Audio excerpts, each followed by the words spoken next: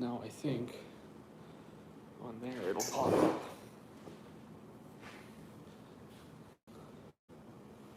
If there's anything on this, it'll just be a minute. We got a new technique so we can hopefully see the comments as they come up. We missed them all last time. Every one of them. I think you got one there already. Comment. No, it's just saying that it's live here now. So yeah, there you go. So I just turned the volume down right on this thing, so we don't have any back feed.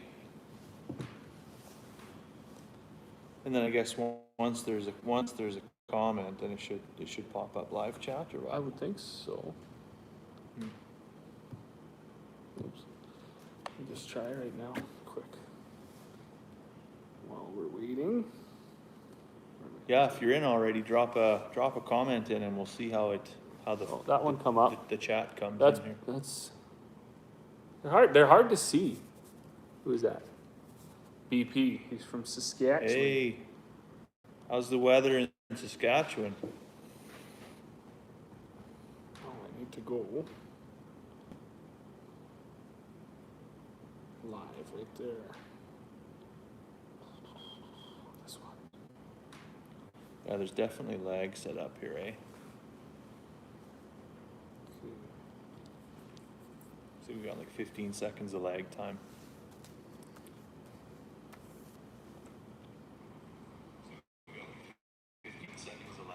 Maybe not quite 15 seconds. Okay, there, yeah, it popped up on your phone. It popped up there. Nothing on here. Maybe not quite 15 seconds. Okay, there, yeah, it popped up on your phone. It popped up there. What the shit? I'll just sign in and we'll see if it pops up that way. Yeah, well, anyways, if we... Bear with us while we get our technology going here. I'm sure it'll show up on this one for now anyways. Yeah, the noobs are struggling. Beautiful day today. Oh, you were locked up in the house or what?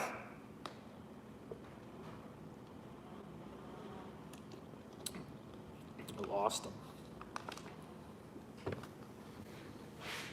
Tell me my password is wrong. Oh, I got my own email address wrong. Oh, you can use this anyways. Glenn got you on there. I thought Glenn was grooming today. Glenn. I figure, yeah. The hell of a guy, that Glenn, eh? Yeah. Well, everybody gets excited. Yeah. This one doesn't have the wide frame like your phone does, but that's okay.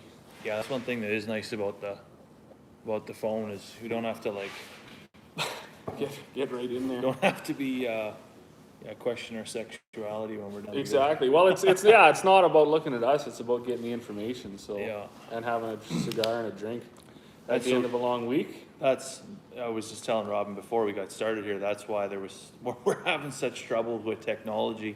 If anybody watched over the last 2 days, I've been running test cycles out, and I tried my laptop. I tried a tablet. I tried all this stuff to get to work in here, and we're at the very, very periphery, I guess, of the extent of our Wi-Fi, and I just was having technological issues. And so the message I think that we're going to share tonight was so important that we wanted to make sure that the audio quality and the video quality was there. So if anybody comes back to watch it, they're not going to be lost with shitty quality video, right? So that may come at a little bit of sacrifice of missing the odd comment here or there. But the beautiful thing is, last time we didn't know where the comments went to. Now we know where they're at. So if we do miss anything, we can go in afterwards and see where everything's at. Let you know. And do you want to answer this one now from the last time or what?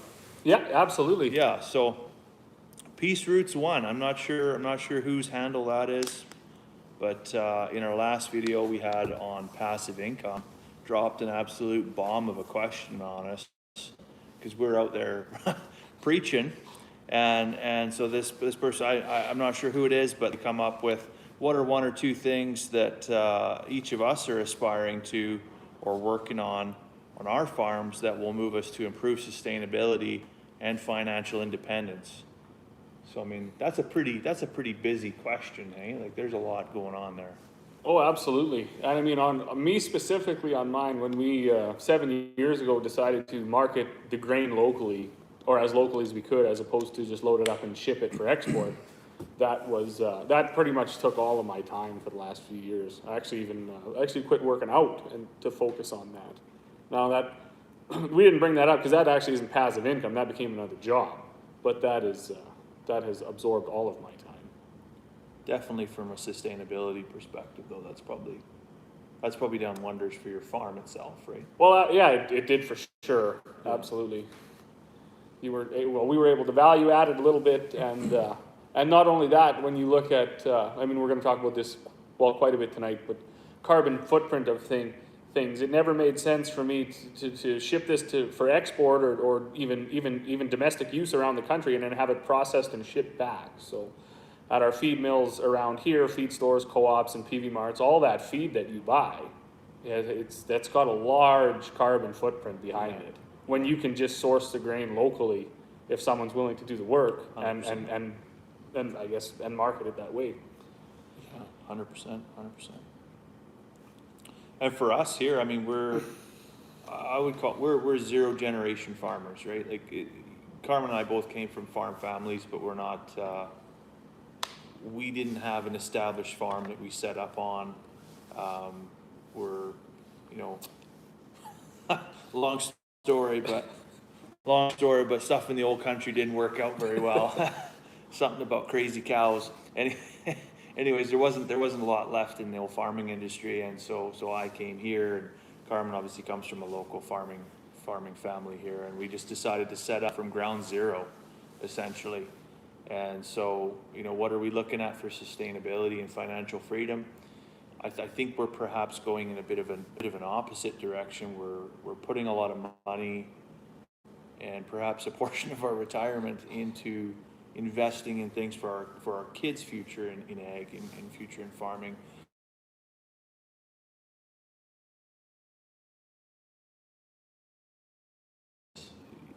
That's it's kind of the opposite of an incentive, right? For young people, I shouldn't even, we're not even that young, right? We're middle aged, but for getting into agriculture from the ground up is kind of an insurmountable task. And so we thought, okay, well we're set up financially well enough that if we could sink a bunch of money into this and still be able to live comfortably, but leave something for our kids that they're not having to essentially be drowning the minute they start, then maybe that's a better option for us, right? So sacrifice a little bit ourselves for the future of the kids, right? So hopefully that answers the question. Are you having a service interruption there? I don't know. It went out, went in. But I know, I seen one come up. Someone asked why we were sitting in the dark, but it didn't come up over here. It was on yours. Gotcha. Well, I don't know why, but this doesn't seem to be working. It doesn't seem to be, and I'm not connected either. You're not connected very well. So There we go. Maybe we'll get it figured out. We might have to just go back to what we did the other night, just go right to the phones. And now that we understand the way this works, we might be able to keep up a little bit. Go to the phones. That's funny. So I was at the thrift store the other day, and I seen an old phone, you pick it up and you talk on the phone like a rotary with a rotary on it, and I thought, man, that is the coolest thing. But then I looked at it, and it was actually the make-believe rotary with the push buttons. It was just meant to look. I was pretty close to buying it, but I could hardly justify. I'm gonna have to get that $30 for the set here. It might be an accessory or whatever. So, yeah. So. Anyways, we got a couple folks on. You got half a dozen there, something like that. Yeah, there's a couple on here. There's enough to start for sure. What are we talking about this evening? Well, yeah. So we made we were wondering what a good topic was going to be, and the more I think about this, usually the madder I get, and it's basically how poor. So yeah, I was talking to Stan about this last week, and how poor the decisions we all make on shopping. Yeah. And it's not just a financially bad decision. It's bad for the environment. It's bad for the livestock. It's bad for the economy. There's no And you see it when you're walking up and down anything. It doesn't have to be a supermarket, it can be a clothing store, any store. You just watch the absolute excess that we feel that we should have, and people rifling shit. Just, you can't, no one can leave without just carts full of everything. So I thought, well, let's at least talk about this from a livestock, climate change and an economic standpoint. At least if we can talk about the food part, which both Stan and I are fairly passionate about. I gotta dig and find something here real quick in the old wallet, just to prove a point. For anybody that's wondering,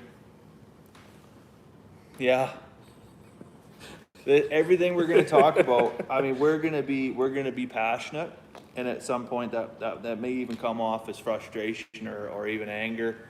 But I do this from a point of humility in saying that, I got the Costco card. I recognize that over the years, I've contributed, right? Oh, absolutely. We're not here to preach and be holier than thou and try and stand up on a pedestal. Just saying that this is what we see, and you've got some notes, I've got some notes, and I honestly believe that when we're done here this evening, I don't know if it'll be midnight or what time it's going to go till, but I truly do believe that right here at this table, we're going to solve world hunger. I really believe that. Well, yeah, at least give the tools to do it, right? I mean, we seem as humanity foolish and not to see, the forest for the trees. So I don't think it's going to sink in for any of us. Yeah. But the reality is there, and we write down some stuff. We take some notes. I got my paper. Stan's got his book. This is all stuff you can see with your eyes if you're just willing to look.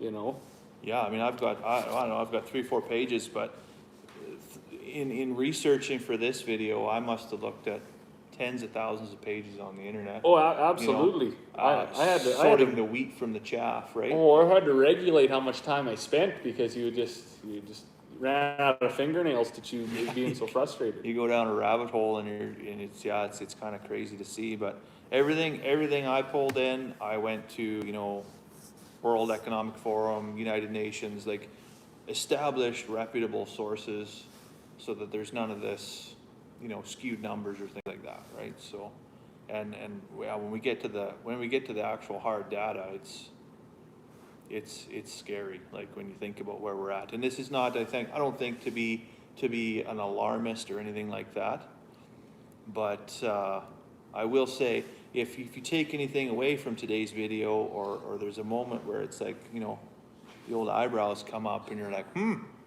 I certainly didn't know that. You can guarantee that there's a lot of other folks that didn't know that either. And I think that the biggest advantage that you could do is take this and share the video, right? Like, we're going to broadcast to, I don't know how many people. The last one went to 400 or 500, something like that, right? This is an important message. This has got to grow some legs if we're actually going to make a difference, right? Absolutely. And I know the folks that watch us typically are fairly well aligned with what we're talking about, and so it's like a Lamborghini, right? Why don't Lamborghini advertise on television? Because the people that buy Lamborghinis don't watch TV. Yeah, right? yeah. So we have to recognize the fact that the people we're talking to may not be necessarily the people we need to hear this, but we also know that the amount of reach that you folks have at home can get this message to where it needs to go, right? So, what else we got on the books here today?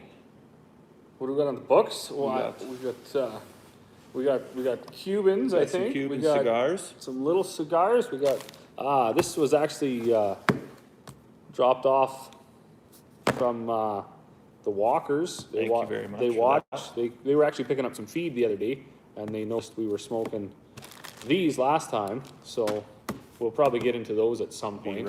Right uptown, yeah. And we're gonna have a few drinks this evening. Yeah, we're gonna. What are we gonna? We're gonna drink. What's in the well? It's over here. We're gonna drink our Scotch, the green one, the 12-year Scotch. Actually, I may as well grab it. You're just gonna grab it. Yeah. There you go. Start. So now would be the time to get it out there for YouTube. Please drink responsibly. Do Yeah, I don't know how to open it. you need a knife? No, No? Sure? no, I got I it. just sharpened this today. I'll cut myself. There you go. You can open it then. And yeah, that's all we got. We got Stan's heirloom ashtray. Yeah, did you bring a talking point today at all? I brought some sunglasses for the kids, for Stan's kids. Maybe Stan will steal a pair. Those are actually branded. I gotta open a pair of these and see, because these are talked about the world over, right? They got the thing on there. You won't be able to see it probably. Like the Bloom logo? The Bloom or what? logo, yeah. Oh man, that's sharp. We had those for the fair last year, and it got rained out. And last year we were in the field so early that we didn't go anyways. So now we got 200 pairs of sunglasses. It's just another reason why I wear them all the time. Huh, interesting. So So this is corked now, but I guess I gotta ask the question: what does the crowd think? What's the proper way to drink scotch? I mean, that's as divisive as religion and politics, if anywhere you go, right? yeah, well, it's rare to find an actual Scotch drinker. Yeah, At least in my experience, most people are just like, No, eh? no, thank you. I remember being, what would I be? I'd be 17 or 18 years old. It was right before I came to Canada. I was working for a guy named Robert Baird on a little farm. Well, it's not a little farm. It was a big dairy farm, actually, in England. And I'd get up at 4 o'clock in the morning. I'd ride my bicycle Straight, he says. for a straight. Who is that? I think that's Justin. Yeah, Eric, it popped up here. There, Justin Walker. So- Drink it straight. And Okay. I missed So there- Jeremy. Sorry, Jeremy, I missed it. There you know. So, anyway, so there we were. It's Wampool Farm outside the little village of Kirkbride. I'd ride my bicycle there every morning, 4 o'clock in the morning, to milk these cows. And then one day I broke the news to the old boy, Robert, that I'm sayonara. I'm getting a one-way plane ticket to Canada. And I think the old boy, you know, for as much of a hard ass as he was a little bit disappointed, right? Like, and so he had 3 bottles of Arthur Bell's Okay. Scotch whiskey, right? And that's all we drink in the north of England. Not all of it, but as far as Scotch, that's the go-to, right? And so we put 2.5 of those things to bed. Keep in mind, I'm 17 or 18 years old. I'm pretty youthful, like 160 pounds soaking wet. Like, I'm gonna need more than a dry piece of toast to suck up this bottle of whiskey, right? And I got there on a bicycle. So I get up, I get my bike. I was gonna go home, right? So I get my bike and I swing my leg over and I just go straight over the other side. And I'm laying there in the barnyard, just splayed out bicycle, just a wet mess, right? And then my old man actually pulled up in his car. He come on a rescue mission. We chucked my bike in the back, and we take this ride back to Abbeytown, which is the village we lived at, which is like 7 miles from Kirkbride, right? But it's 7 miles of like northern England country roads, right? So every road is like this wide, and it just does this, right? And I gotta, you know, whatever my share was, 2.5 bottles of whiskey, right? Probably not very much, but I mean, it was enough. And and I'm looking at my dad, and I'm looking at, you know, out the window, and I'm seeing these hedgerows go by, and my face is turning the color of this bottle, right? And it's just bad. And I'm like, you gotta stop the car. And the old boy said, I'm not stopping. Oh, you gotta stop the car. I'm not stopping. Oh, I'm gonna throw up. Not in my car, you're not. And the door comes open, and out we go, and the rest is kind of history, right? So that was Good send off. that was how I got broken in to Scotch. But yeah, it's kind of a divisive topic amongst Scotch drinkers. Back home, we drink a Scotch on ice with a little bit of lemon, and so I should grab some ice because I'm gonna have ice. I don't know if you want ice or not. No, I don't. I'm not gonna do it. I was told not to do it. I was told you were supposed to drink it straight, and then you gotta take. There's quite a process for the first sip, I guess. Yeah.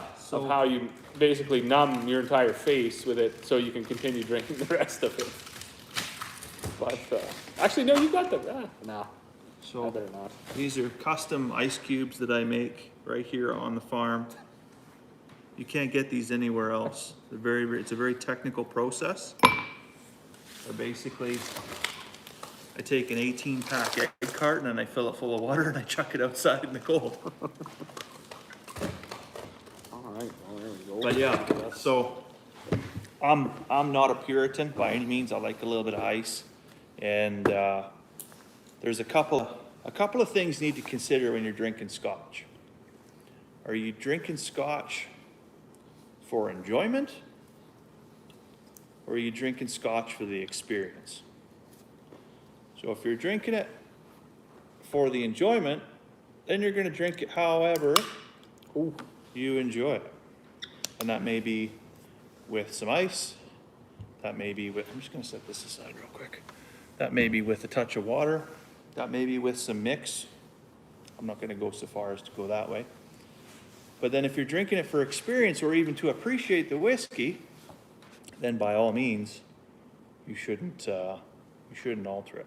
So this here is my speaking point that I brought for this evening. This little, it's not actually the jug, but it's what's contained inside. And this is water that was collected from, we're just going to put just a little bit in. This water was collected from the Athabasca Glacier and actually fell as snow 10,000 years ago and is now melting off the face of that glacier. So since we're going to talk about the environment today, I thought, well, that might be kind of interesting. I've had that bottle frozen in the freezer for quite some time, and That's a high dollar drink now. Now would be the time. Cheap scotch and super old water. Well, is there really such a thing as cheap scotch? Like, I know there's expensive scotch. There's really expensive scotch, but So even the cheap stuff is pretty out there, right? That was nowhere near. So when we eventually, when that thing goes to bed, I've got another one in reserve.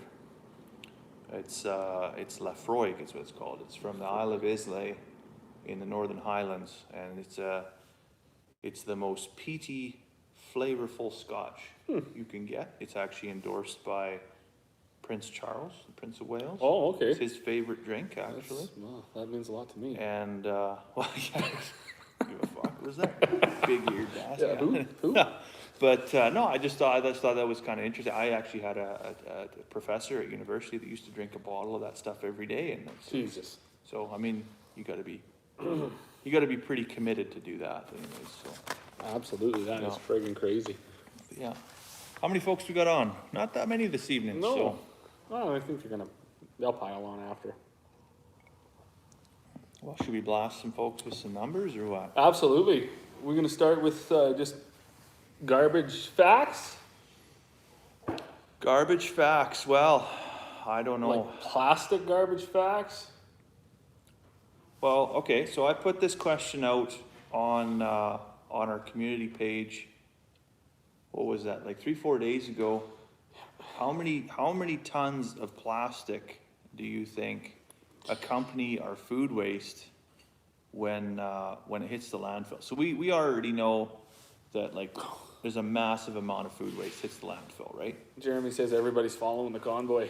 Everybody's following the convoy. Okay, well that's fine, because I mean this is going to be uploaded and Absolutely. it'll be here tomorrow. And I'm not following the convoy. I needed something to do this evening. And Yeah. to come talk about fucking waste is... Keep in mind though, I mean that's not necessary. We're not doing this because we don't support the truckers, right? Like that's, No. My father-in-law, he's a trucker. My brother-in-law drives truck. You own a truck. I myself drove truck for a little while. So, Yeah, no, we can definitely... right or wrong, agree with them or disagree with them, at the end of the day, they're standing up for what they feel is right, and that's pretty damn admirable in my mind. Absolutely, Yeah. absolutely. Yeah. But anyways, yeah, so how much plastic hits the landfill with food waste? And I thought 168,000 tons, I thought there'd be no way we throw that much away. So I threw some BS numbers out there. I don't even know if 168,000 tons was one of them. It was, because I picked it, and I was like, that's crazy. It can't be that much. Drum roll. 1.9 million tons of plastic goes in the landfill as a result of food waste every year. That's too many. That's Too many tons. an insurmountable amount, right? This is in Canada. Like, we're not talking globally. This is in Canada. That is just We can't even go to the McDonald's and get a plastic straw, you know? I've all but given up on McDonald's actually now because of that. I go to the Burger King now because it's the last place you can get a plastic straw. But anyways, to me, a lot of what we're going to talk about is getting people in a mindset that they I guess regain their accountability for where their food comes from. Mm-hmm. And I think I truly believe this, that our current, what we have is the establishment now is founded in a system of dependence, right? We've grown very, very comfortable with other people providing for us. And I think if we come back to, understanding that we can make choices and we can make decisions ourselves and we can be accountable for them, we can be free and autonomous people. But at the same time, that means we need to do a little bit of the work ourselves. I think we'll be in a much better place, right? So Absolutely. when you buy grain, well, not that you buy grain, you grow grain, but you buy anything for your farm, how many people are in the middle of it? Like between you and the actual item. Yeah, it's something I never thought of, right? We deal with basically who brokers what we need, and that's, you put really no thought into where it comes from, as long as you can get it. But there's a lot, Yeah. right? I mean, I think it would be exhausting to know those numbers and to know those figures and to even know those channels. So the average purchasing arrangement right now in Canada, the average purchasing arrangement between the supplier and the end purchaser is a minimum of 3 people. Right? 3 sets of hands got to touch everything between me just getting what I want. Right? Now that's a lot, right? Considering that's the minimum. There's a lot of setups where you go to the Napa and imagine you order parts from somewhere across the country. Yeah. Yeah, I 6, would, 7, 8 pairs of hands, right? Like, I would think something like 3 is not even that bad. 1 or 2 is better, but yeah, you understand that people got to eat. Yeah, but that is actually one thing. When I was starting to do some research on this, like most of the stuff I did was based on the livestock side of what we produce, what we consume, and the effect of what we consume is having on the livestock. I was actually surprised. A lot of it wasn't even as bad as I thought. One of the numbers that really shook me is we're shipping cattle, if you're in the Peace Country, upwards of 900 kilometers one way live to then be filled into a feedlot. And I thought, I wonder what are the numbers on how much dead loss and stuff. And they say 99% of the loads. so that leaves here and goes to where? That goes to Brooks or something? Yeah, it goes down to Feedlot Alley, so High River. High River. This is about a 500 square kilometer area there. I think they have about 2.5 million head of cattle in that. So everything leaves everywhere. From what I understood, and it ends up down there. That's where they finish them off, and then they end up in JBS plant, Cargill's plant. Yeah. But I was quite surprised that they claim, and they did these studies. They put the wind sensors in the trucks and the thermometers and humidity, and they said it's actually not that. I mean, you just think, like, could you imagine being shoved in there, 70 animals, or 100 if they're calves, and rocking and rolling all the way down to High River? That would be brutal. But Yeah, you would think that would be brutal. The one thing that kind of threw me off, so they said, I did write it down because it actually it was something I wanted to remember. So it was Just gonna move this up. yeah, so it was 99%, over 99% of the loads that are shipped down to Feedlot Alley are basically, there's no death and there's really no injury. But they said that same study, 80% of the cows had bruising, Yeah. like definite bruising, and 18% of that was severe. So while these things, I guess they're not dying, they're severely beaten, right? Like that, to me, that's just too many. And it's too many because it's a senseless thing to do. Like there's no way we should be shipping cattle across the province just to finish it off for the last few days, to ship it another 200 kilometers north to be killed.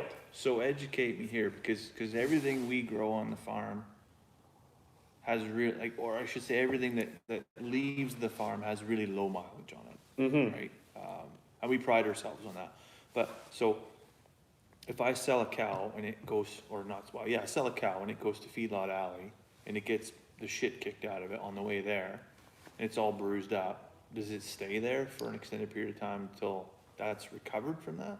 Or does it hit the slaughterhouse and all that bruised meat just gets discarded? Yeah, so cull cows, I believe, end up right at the slaughterhouse, and they call them dark cutters when they're all beat to shit. Yeah. I'm not a cattle guy myself. Everybody knows that watches this. But all the guys that I talk to, all the producers, I mean, it's just another way to dock the producer. Yeah. Right? I mean, it's really not his fault, but it is what it is. General calves, steers, stuff like that are going to be finished for meat, they end up right down into the feedlot. The feedlots are geared high feed rations for maximum growth, minimum days to get them to a finished weight, because at the packing plant they want them all the same size. So you're going to ship that 900 kilometers down. It's going to live in, I mean, it's just tremendous confinement, right? Like this stuff is all designed so animals can't move. Yeah. No, and I know you talk a lot about chickens because you do a lot of research in that. Cattle, I would say undeniably, as a commercial animal raised in Canada, probably have the best life. I mean sheep and goats and other things, maybe, but cattle, and it's no screaming hell, like, but they probably have it the best. Yeah, I would have to agree with that, absolutely. So they're shipped down, they're finished off for, whatever days, right? If they're smaller, the number of cattle producers know, so do the feedlot guys. Then when they're ready, they're shipped back up another 200 some kilometers, ground up. Now, if they're gonna make it into the fast food chain, they're actually, I didn't even realize this, that meat is shipped out east to be mixed for A&W's ration, for McDonald's. To grind it and right? seasoning. And then it's shipped back. So that burger that ends up, and McDonald's is great for this, and I applaud them for it, because A&W goes the other way with kind of shitting on everything. Sure. We use local meat, right? Well, that's all well and great. It probably is local meat, but that thing's been across the country 2 or 3 times before you eat it. It's funny because just 2 days ago I was thinking about that exact. I didn't even know you were going to bring that up, but I was thinking that same thing. Like if I go to McDonald's and I buy a hamburger, where's the meat come from? Okay, so maybe it is local farms, sure, and it's done the route. But I'm buying a hamburger in January. It's got lettuce, tomato, onions, all this stuff. You're not getting that from Dawson Creek. No. It's putting on some serious. So even something as simple as just a hamburger has an impact on the environment, the economy, livestock well-being, everything we're talking about tonight, right? So, and it's something that we, even like Stan said earlier, like we're both, we're victims of it too. There's so much coming at you, and unless you sit down and find some like-minded people to talk to this about, who actually care about it, it's never gonna resonate. Like you're just gonna be like, well, whatever. McDonald's uses local meat. And that's fine that they do, but that local meat has seen more of the country than most of us ever will. Right. It's been. If your hamburger's got more stamps on its passport than you do, then that's a problem, right? It's totally crazy. I know. Totally. Like us, we're primarily chicken and lamb, and so we have a lot of sheep, and that's one thing we see, the lamb industry coming out of New Zealand. They'll ship, well, I don't think so much anymore, but live lamb on a boat, and it's not uncommon to see 5,000 lambs arrive dead in port, right? So that to me is that's a huge miss, right? That's a huge miss on the animal welfare side.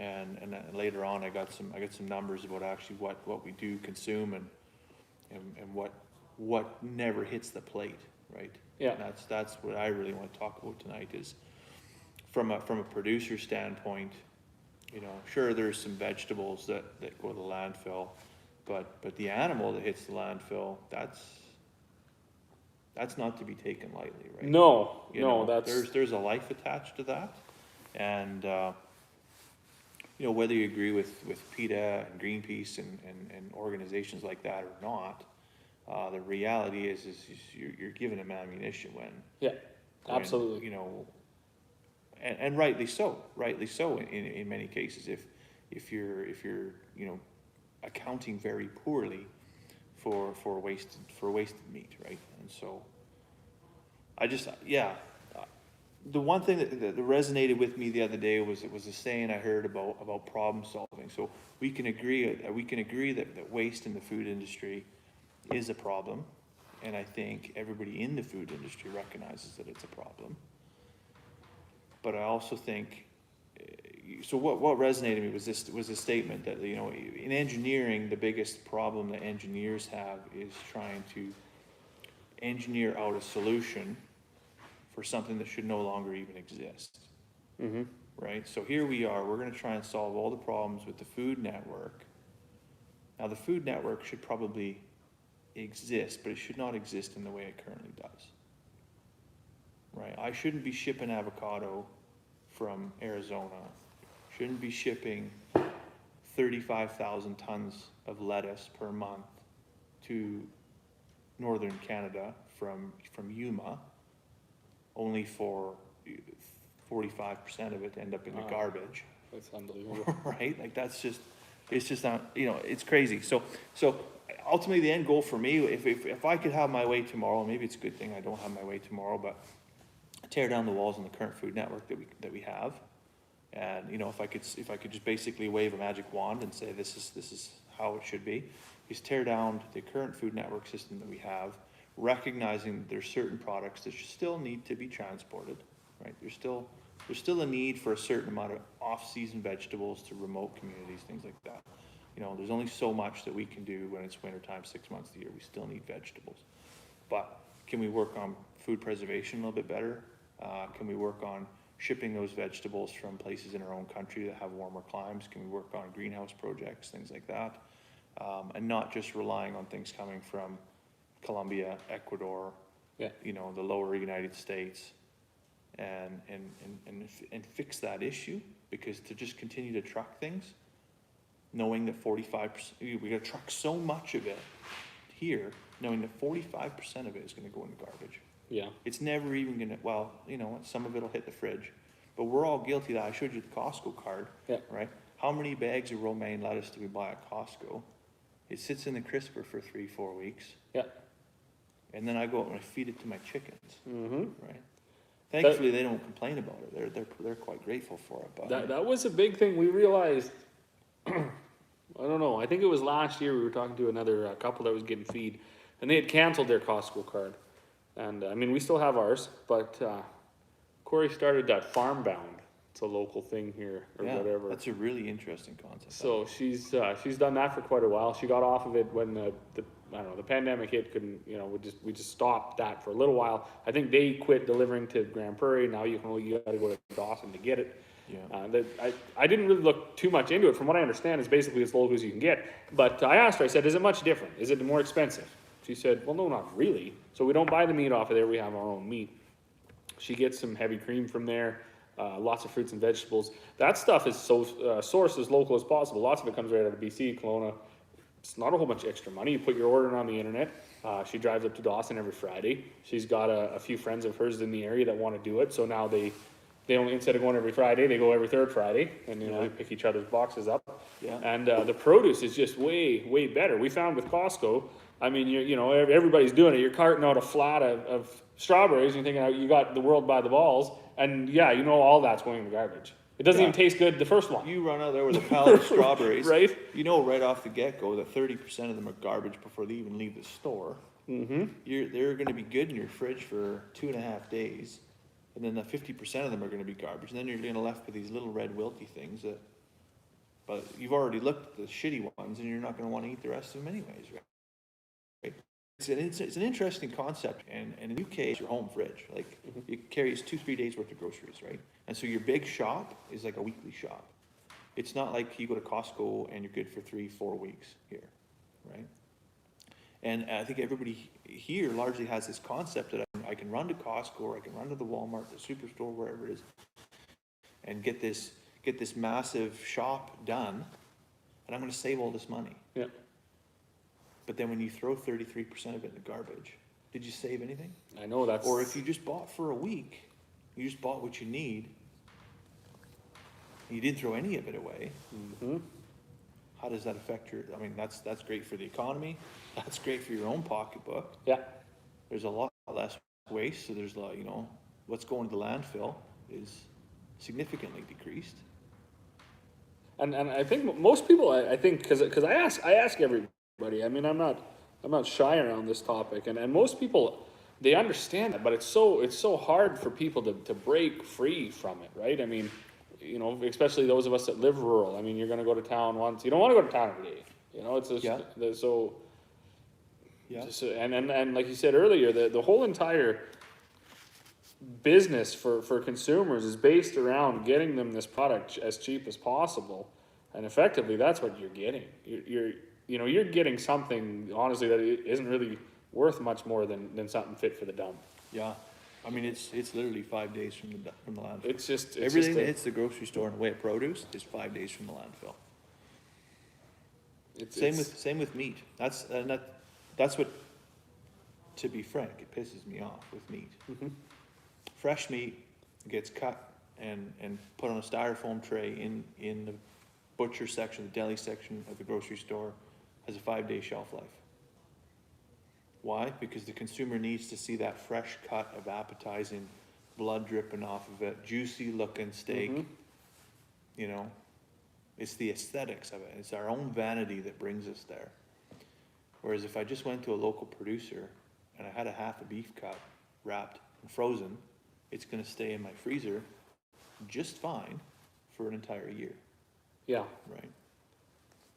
So that the beef, that's where I spent the most of this, and I think I'm gonna just rattle off a little bit of it right here. So beef right off the bat, I know for some reason it grabbed me. That's what I got most passionate about in basically the last year and a half. I know so many producers, and then with the drought that we had, it got pretty tough on a lot of people, and I thought, like, why can't people just shop local? So generally the people I converse with, they don't need to. They have their own meat, or they know somebody who has their own beef. This is just right specific to beef. The ones that don't, they say they do shop local. So in Alberta, and basically in Canada, 80% of the meat produced is produced by Cargill in High River and JBS in Brooks. Yeah. JBS is a Brazilian company. There's nothing local about that. And Cargill's headquarters are in the United States. They're actually the largest private business on the planet. Yeah. These companies, so JBS, $50 million in 2018 was their profits. 50 million. 50 million. That was just their profits in 2018. I couldn't find any closer numbers.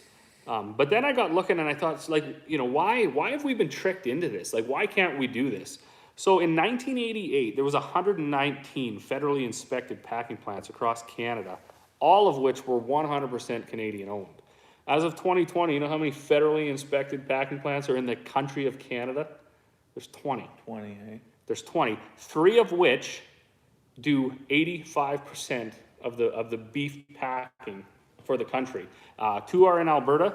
One is in Guelph, I believe. 2 are owned by Cargill and one's owned by JBS. Yeah. So nothing that we're doing when we're buying the stuff, the AAA Alberta beef off the shelf, effectively, for anybody that's thinking, like, I feel good about doing that, I'm sorry, wind out of your fucking sails. Wind out of your sails. Yeah. Like, it's not the case.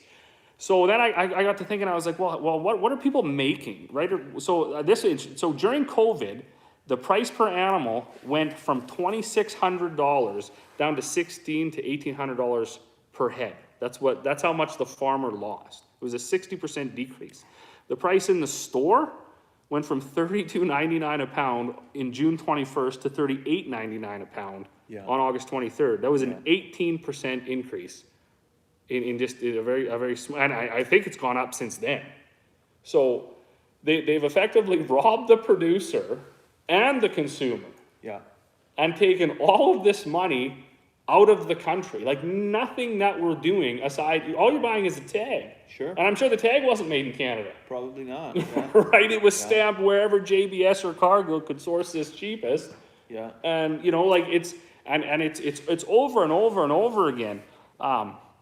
I had to like this is not a Canadian problem either. I know some of the guys that watch our channels are from this. Well, they're actually from all over. All over the place. Yeah. These problems are they're food production problems that, and I don't know if it's like the governments that made this or the private industry, but they've effectively. I was joking with a guy and I said, I expect young men to starve to death in a grocery store parking lot at some point because they got to buy food for their families. They can't afford it. Yeah. They can't afford any of it. Yeah. Like except for like Delicio Pizza's 8 for $1 or whatever. Sure, You know, that's yeah, what they can afford. Just plastic garbage, right? And they'll just walk into the parking lot and they'll die. We're surrounded by thousands of head of cattle and sheep and chickens and turkeys, just with no knowledge that this is possible. You know, when we set up our Peace Country Local Food Connection page, there's been a few people that got some pretty good, both producers and consumers, that had some pretty good, what do you call them when they, testimonials or whatever. They said like, this really worked. And they said like, you know, why didn't we think of that? And I just kind of grit my teeth and think like, I don't know. It's such a simple concept. Like, why don't people think of this? Yeah. Fruits and vegetables, a little trickier because look at where we are. You know, certainly for the beef, you know. So with this beef summary that I did, that's I mean that kind of hits all of them. You know, you're not shopping as local as you think. No. You're not helping out the economy at all, like you think you are. You're lining pockets for whoever, wherever. Yeah. You know, and you're certainly not doing anything for Mother Earth. You know, by the time you buy all the packaged stuff, get it shipped all over. Like just it's going everywhere. You know, you're nothing that you think you're doing is true. It's not happening. How much do you think the food industry impacts global greenhouse gas emissions? Oh, I would have to. I would guess it would be like the 70% more higher. Like it's probably. It's 26% of total greenhouse gas emissions. That's everything from like buses and trains and airplanes and factories. I would. That would surprise me. 26% of it. The food we waste contributes 6% to total greenhouse gas emissions. So if we were to take today, if we were just to say ground the planes, take the fleet down, that wouldn't even touch half of what food hitting the landfill creates in methane. That's the end. Until I watched your video, I had never even thought of that. You know, so, stuff decomposing. I never even thought of it. Like it's absolutely incredible. You can take every airplane out of the sky and never even touch it.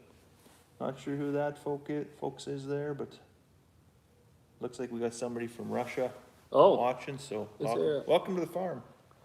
Well, It's not a translate button, unfortunately. What else you got for hard, shocking numbers? Well, like those ones, those were the ones I wanted to make sure we got them out there, right? So the other, and then the rest are just kind of mind-boggling things. So, so the 3 plants that I said, 2 owned by Cargill, 1 owned by JBS, 2 in Alberta, 1 in Guelph. Those 2, they do as much. What was it here? So all the other 17, they do as much in a year as those 3 plants do in 15 days. 3 plants in 15 days has the same output as 17 plants as the other in 17. The rest of the year. It's totally amazing. And you wonder why there's a bottleneck in the industry. Well, this is, and that's why, I mean, you and I talk about this all the time. We talk about all of this stuff. And it's so shocking that people say like, well, how were we so susceptible? This is why. This is why we're so susceptible. We've monopolized the food industry. Right? When you have animals and this, I had to look this up because the numbers were crazy. So it was 153,859 head of animals. That's in a year what all other 17 plants produce. Yeah. That's what those 3 produce in 15 days. So I was thinking like, wow, what are they running through in a 24-hour shift? Then I just Googled the hours. Sure. Looks like they're only open 19 hours. So what are they open, what are they running through, eh? They're running 4 full-grown bovine a second. For a second. Just and just that alone, I was just like, yeah, I'm glad I'm glad I'm not part of that. Man, that's way too much. I can't even comprehend. Right? I was very confused. I was very confused because it was 3.125 animals per second in a 24-hour shift, 4,500 head a day. With the capacity to do 7,000. That's at one plant. That's just at Cargill's plant. Man, you tell us that's not a factory. And I was just like, holy moly, like this is too, because it's just. What happens when a steak hits the floor? Well, I didn't write that down. There was the thing about farm direct recall as opposed to, and it was almost something like there's never been, and maybe there was no way to track it, but there's never been like a farm direct shop recall. Yeah. Any major meat recall, any major vegetable recall has been tied to. All from a plant, eh? Has been tied to a plant. And this stuff like, and you're right, you just like, how is this, like, how did we get here? Like, why did we let everything go? And I know, like I talked to, so my dad's 69 years old, he said, they always told us it was better. Yeah. Consolidate. Sure. Right? I mean, you don't need to do it. Let us do it, right? That's why, Cargill, just the Cargill family paid themselves $643 million. That's an insurmountable number. And I never looked in, if anybody who's watching from the States, you might know, I never even looked into what they're doing in the States. I know it's a big problem. It's a big fight ongoing right now. But, yeah. I mean, what they're doing in Canada is just like... It's borderline criminal. Well, I mean, it should be criminal. I mean, there are laws against some of that stuff, but they've got just enough competition in JBS to. But from the economic side, people say, well, I can't afford to shop local, and I try to explain. I was like, it's cheaper. Like it's financially cheaper. Not only is it better, it's better tasting, it's better all the way around. It's actually cheaper. So. You've got I don't know how many steers right now, right? Well, we're down to 0, but we did have 9. Okay, well, you had 9, right? So mathematically speaking, I can run to the Costco or the Best Buy, or I don't think they have Future Shop anymore, but wherever, buy the biggest freezer they sell, and I can come and I can buy your whole animal, get it cut, wrapped, froze in my freezer at home, and even with buying the freezer. It's still cheaper than going and buying that cow piece by piece by piece by piece in the store. When we did it, so I did our first one, and we lose a bit on this because we only want to buy small carcass weight animals. None of the people that I like, my immediate family and the people that get meat from us, nobody wants a 72-ounce steak. It's cool for the restaurant in Texas, but sure. Let's be honest, most people want like 8 ounce, or it's good. Yeah, I mean, let's be reasonable. Yeah. Also, these smaller carcass weight animals, when people pay on the rail, nobody wants to. If you want to charge them $5 hanging weight, and this thing weighs 1,000 pounds hanging because it's a massive Angus, you're asking quite a bit. Yeah. Ours weighed I think the biggest one was $500 or 500 pounds. Sorry, maybe not even. No, it must have been 400 and some. Because I think the most we got would have been about $1,800 for the whole entire animal. So when we broke that down, it was I think $700 or $800 savings. Yeah. Because we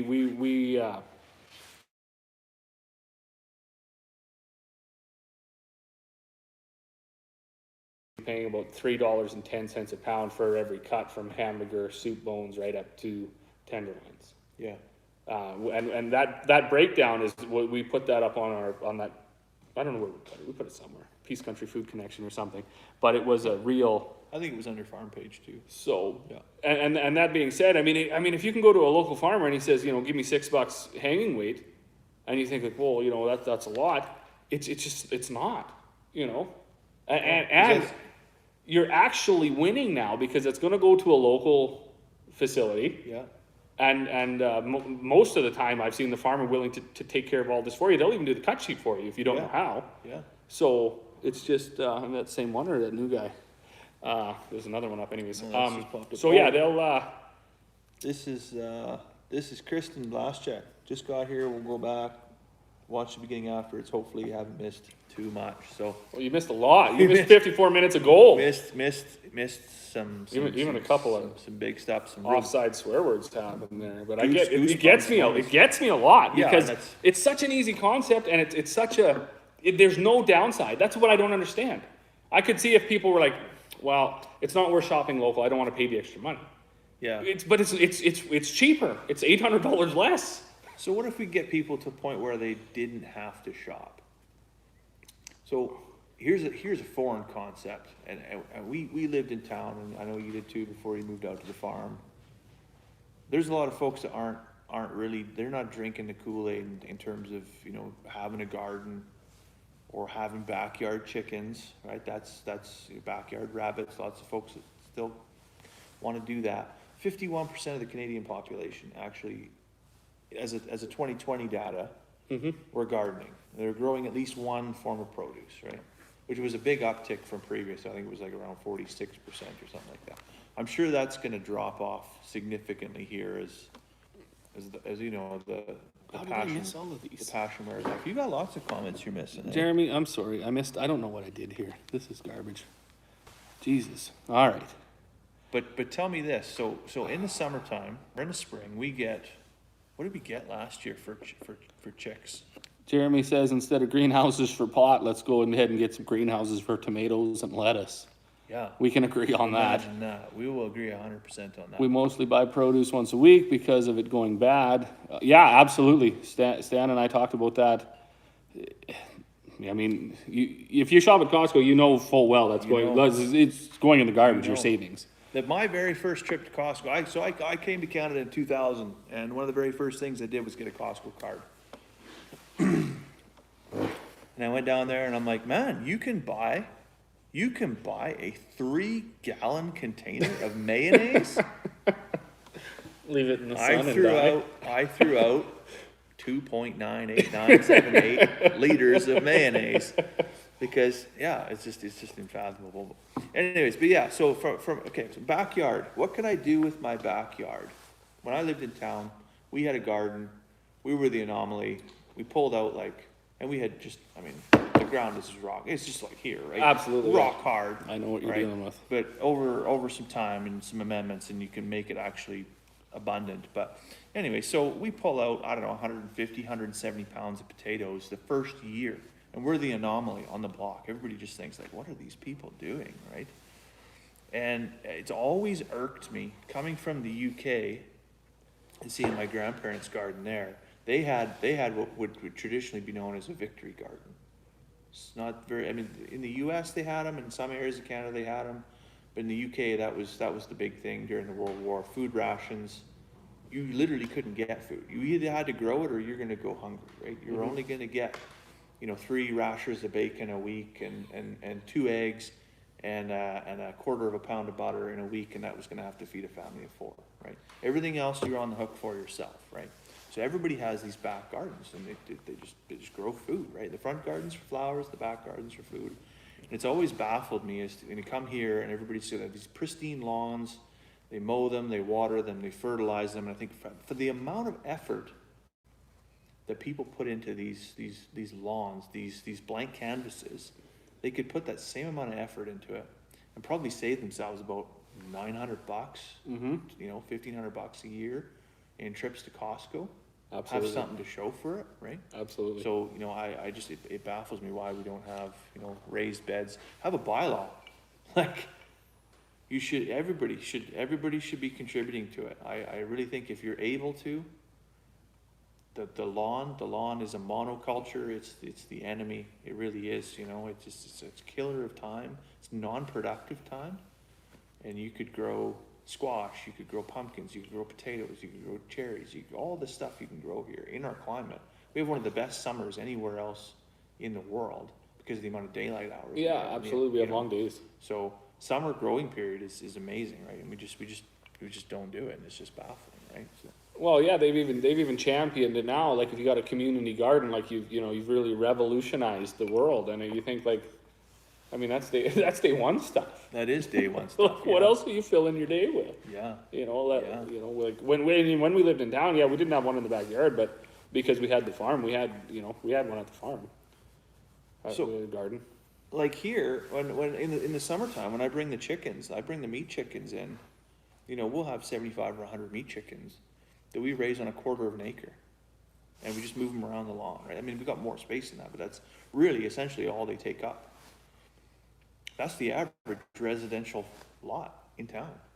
If you just want to keep it grass, you can run meat chickens on there, and sure, you got to feed them grain and stuff as a supplement, but I mean, largely they eat grass, and you just move them around. And you can have, 100 chickens, that they finish out at 8 pounds, 800 pounds of food, just that your lawn can produce in terms of protein. Like this from a feed conversion factor, Yeah. that's incredible. That's certainly better than the feed conversion factor of, here I put $300 in at Costco, and $100 of it goes in the black bin on a Wednesday or whatever, so. But, so you say, okay, well, how do we get here? Is it McDonald's? Is it McDonald's in the 1950s or 1960s when they kind of grew legs, and the 15-cent hamburger, and they bought up all this real estate, and that's how they made their money, is real estate, essentially, because they own the land, they lease the land to the franchisee, and they really don't sell hamburgers. They're real estate giants, right? Yeah. But they've taken that away, and they've taken that away from the individual as the onus, the ownership of, I've got to provide food for myself, because I can just go down, it's just easy.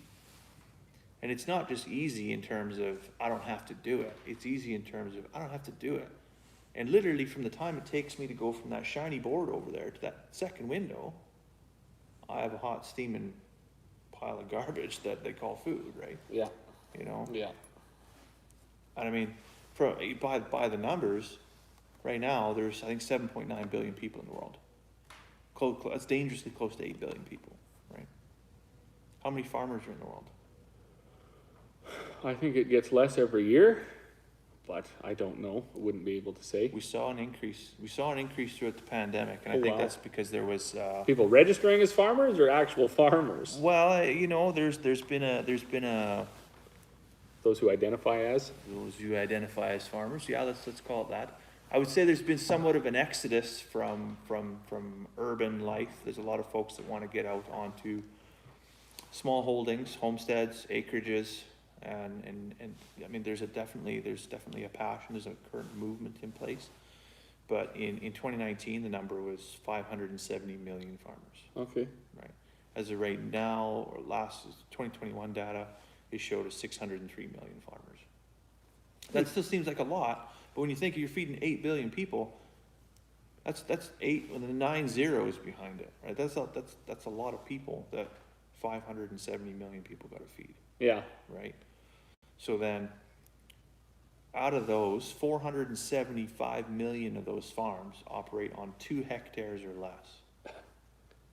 So a hectare for those that are unaware of what a hectare is 100 meters by 100 meters, right? So 2 hectares is plus or minus, it's just shy of 5 acres, right? So very, very small amount of land. So that's 98% of the farms operating on basically 5 acres. Yeah. And that's what they call themselves, a farm.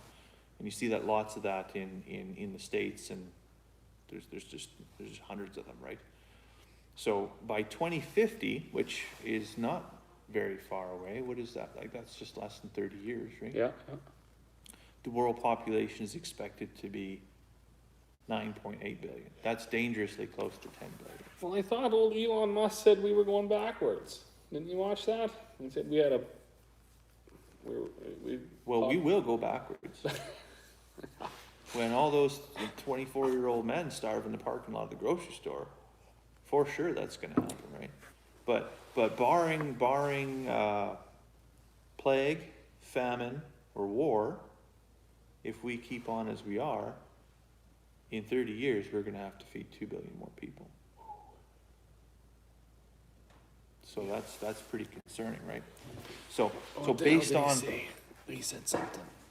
I don't know how to make it stay. Yeah, it disappears. That was the challenge I had, because you can see I got the same thing on my phone. The chat box comes up, but I could never make it do its thing I'll have to and stay there. Google that. I think it's a mobile thing. You're fighting with so- a society that lives in urban areas that literally buy what they're going to eat that day. Waste doesn't concern them as long as they can afford to buy the food the next day.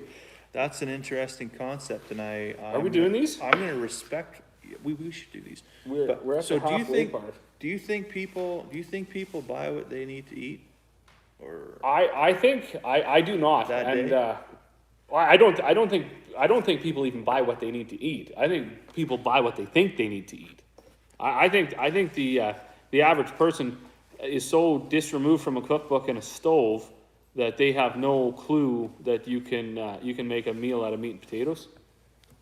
yeah, I mean, my grandpa lived to 83 years old, and that's all he lived on was meat and potatoes.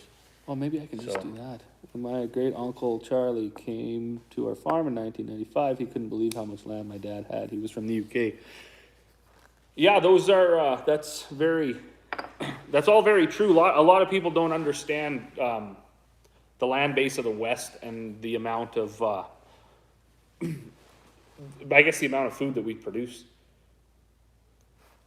I don't know if you're gonna try this or not, but Or did you just lob it off? I thought. We lost our cutter. We had a lost the cutter, but it's so gone. I was gonna try and roll it, but then I didn't, because there's not a lot of shoulder on this cigar, and I just Well, didn't what- want to butcher it. I didn't watch your video. You didn't watch? I did. I was busy. So I they was flat make out. different types of cutters. There's a single blade cutter, there's a V blade cutter, there's a dual blade cutter, and then there's actually one that you can punch. Basically, you just work it in there and you. And that's the best way. Well, it all depends on the type of cigar that you're smoking, because, and this is the one thing I learned, I just thought cigars is a cigar, and the only difference was the flavor, but there's actually a lot of difference in the way they roll them and in the way they shape them. Anybody watching smoke cigars at all? Or is this just Stan and I don't? Well, we do now. Well, we're doing it. Professional. I did that. I didn't even cut myself. So It was, I'm the winner. it was funny, because I was in the store, and the kid in there, when I told him we were gonna do this on YouTube, he said, oh, it'd be great, you know, if you're on your YouTube and you rant about us. I'm like, I don't think you really want us to rant about you. He's like, well, maybe you could chant about us. Like, I don't think that word means what you think it means. I think what you want us to do is you want us to rave about you. Perhaps that's what you're trying to say here. But anyways, these Romeo and What do you Juliet got there? Cuban cigars, they come with a sheet of cedar inside. And so I just split a little piece off. And so what the gentleman did tell me is that when you're lighting a cigar, This smells terrible. this smells terrible? This does. Oh, the cedar smells terrible. That if you're using any type of a fuel lighter, whether it's butane or whether it's a liquid fuel, and you light your cigar, that a portion of that can then become infused with the cigar, and that can affect the flavor of it. So what they recommend is you take your cigar, you light this strand, and you use the cedar strand to light it. I did not know that's why people use wooden matches. I did not know that.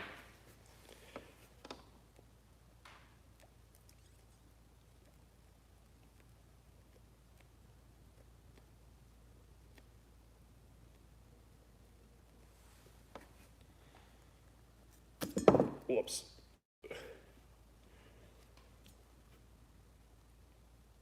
You gotta roll it. My cedar went out. This is hard. Hard looking cool. Like a couple of schoolboys here. I even joked the other day, I said, oh, hopefully we don't look like a couple of boys trying to figure out how to do a circumcision here. Well, The this- challenge is when you get to the cap, right?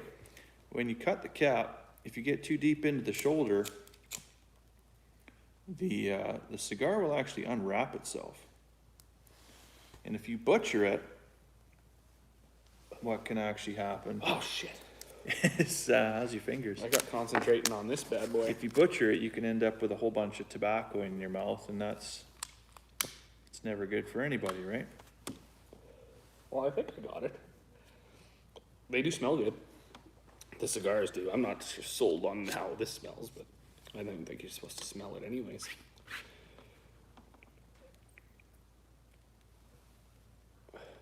I think I like the fuel. I like the fuel lighter better. Why? Because it's convenient? Thought we decided that was the devil. You see, you can't get away from it. Like, no matter what you're told, you're going to go to convenience. I don't even think I had any more on this page. We hammered out the beef thing pretty good. I don't know where we left off. Farmers. Farmers, well, so here's the thing. So we got 8 billion people. We're going to feed 10 million in 30 years. Based on the current population and the food network that we have in place today, there's 4 billion tons of food, right? 4 billion tons of food produced every year, and 33% of it goes in the garbage. Like, The cherry Colts were good. Yeah, absolutely, Chad. And yeah, Jeremy, when you got a lighter, you may as well use a lighter. Ugh. Did we get them all? Yeah, we got them all. well, I'm pretty happy that this thing tastes like tobacco and not like gasoline, so. They're actually working too.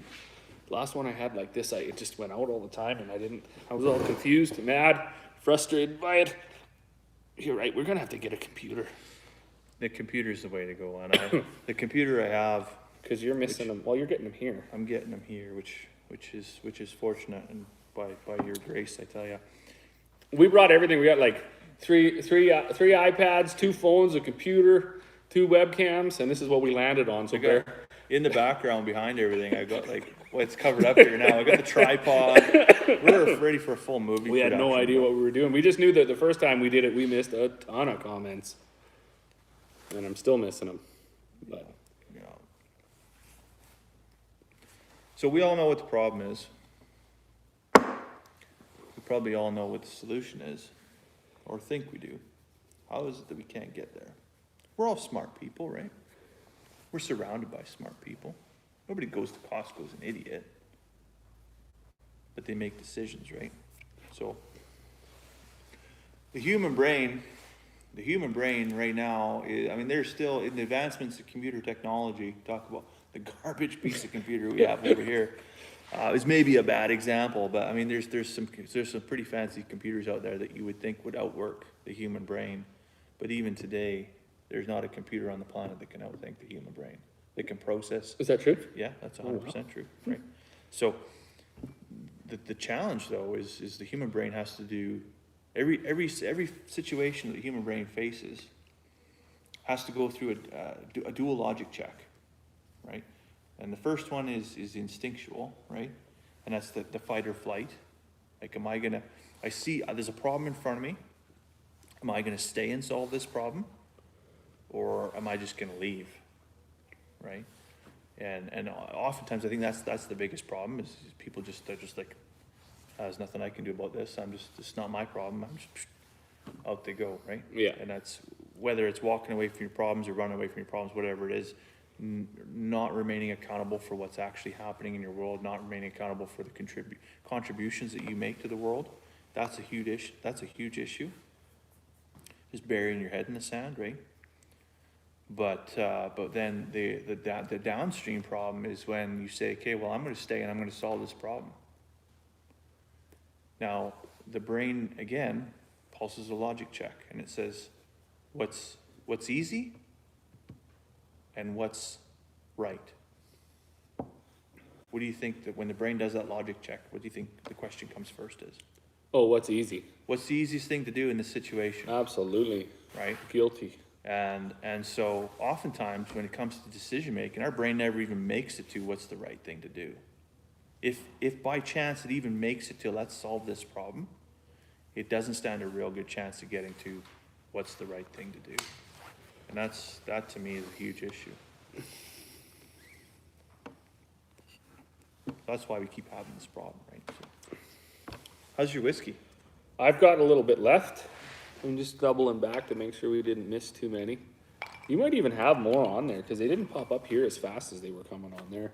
Yeah, I don't know if there's some lag there or not. We did have, I don't know if you guys were around to see that, Jeremy and Chad, but we did actually have one of the guys that gets feed and watches our YouTube channels. He dropped these off. So yeah, Canada outlawed them, but apparently in the States you can still get flavored. So these are peach. So You can get flavored ones, eh? they said these come from the States. These are peach. So I'll take their word for it, I guess. Only got the lid off. Yeah, absolutely. So when? Yeah, we'll do when. What time is it? We may as well go to 2 again, Might as well, yeah. because that might just become the thing. Yeah. So I mentioned this before, but our food production we have currently right now accounts for 26% of global greenhouse gas emissions. Food waste in and of itself accounts for 6%. In that 25, or what, in that 20, what do you say, 27? There's 26% of global greenhouse gas emissions, right? So that's everything from tractors to rail cars to, the oil field, Yeah. everything in the world that emits methane and carbon and all that stuff. 26% of it comes from food production alone. Okay. Is that a problem? Probably not. We gotta eat, right? So we can probably accept that number. But your 6% on food waste, was that on top of that 26? That's on top of the 26, Wow. right? So that's the number that's really, really hard to, sorry, I just got a little bit of the aqua vitae to the aqua vitae here. Don't want to water it down for the folks that wonder what I'm doing. That smells so good. A couple drops of water also helps to bring out the undertones in the scotch. Now, Is that true? That is true. So Scotch connoisseurs from the distilleries themselves, when they get asked this question, if you've ever read the back of the bottle and talks about fruity undertones, hints of peach, vanilla, and muskeg, or whatever it is. Tastes like A lot of us with because we all have different palates, right?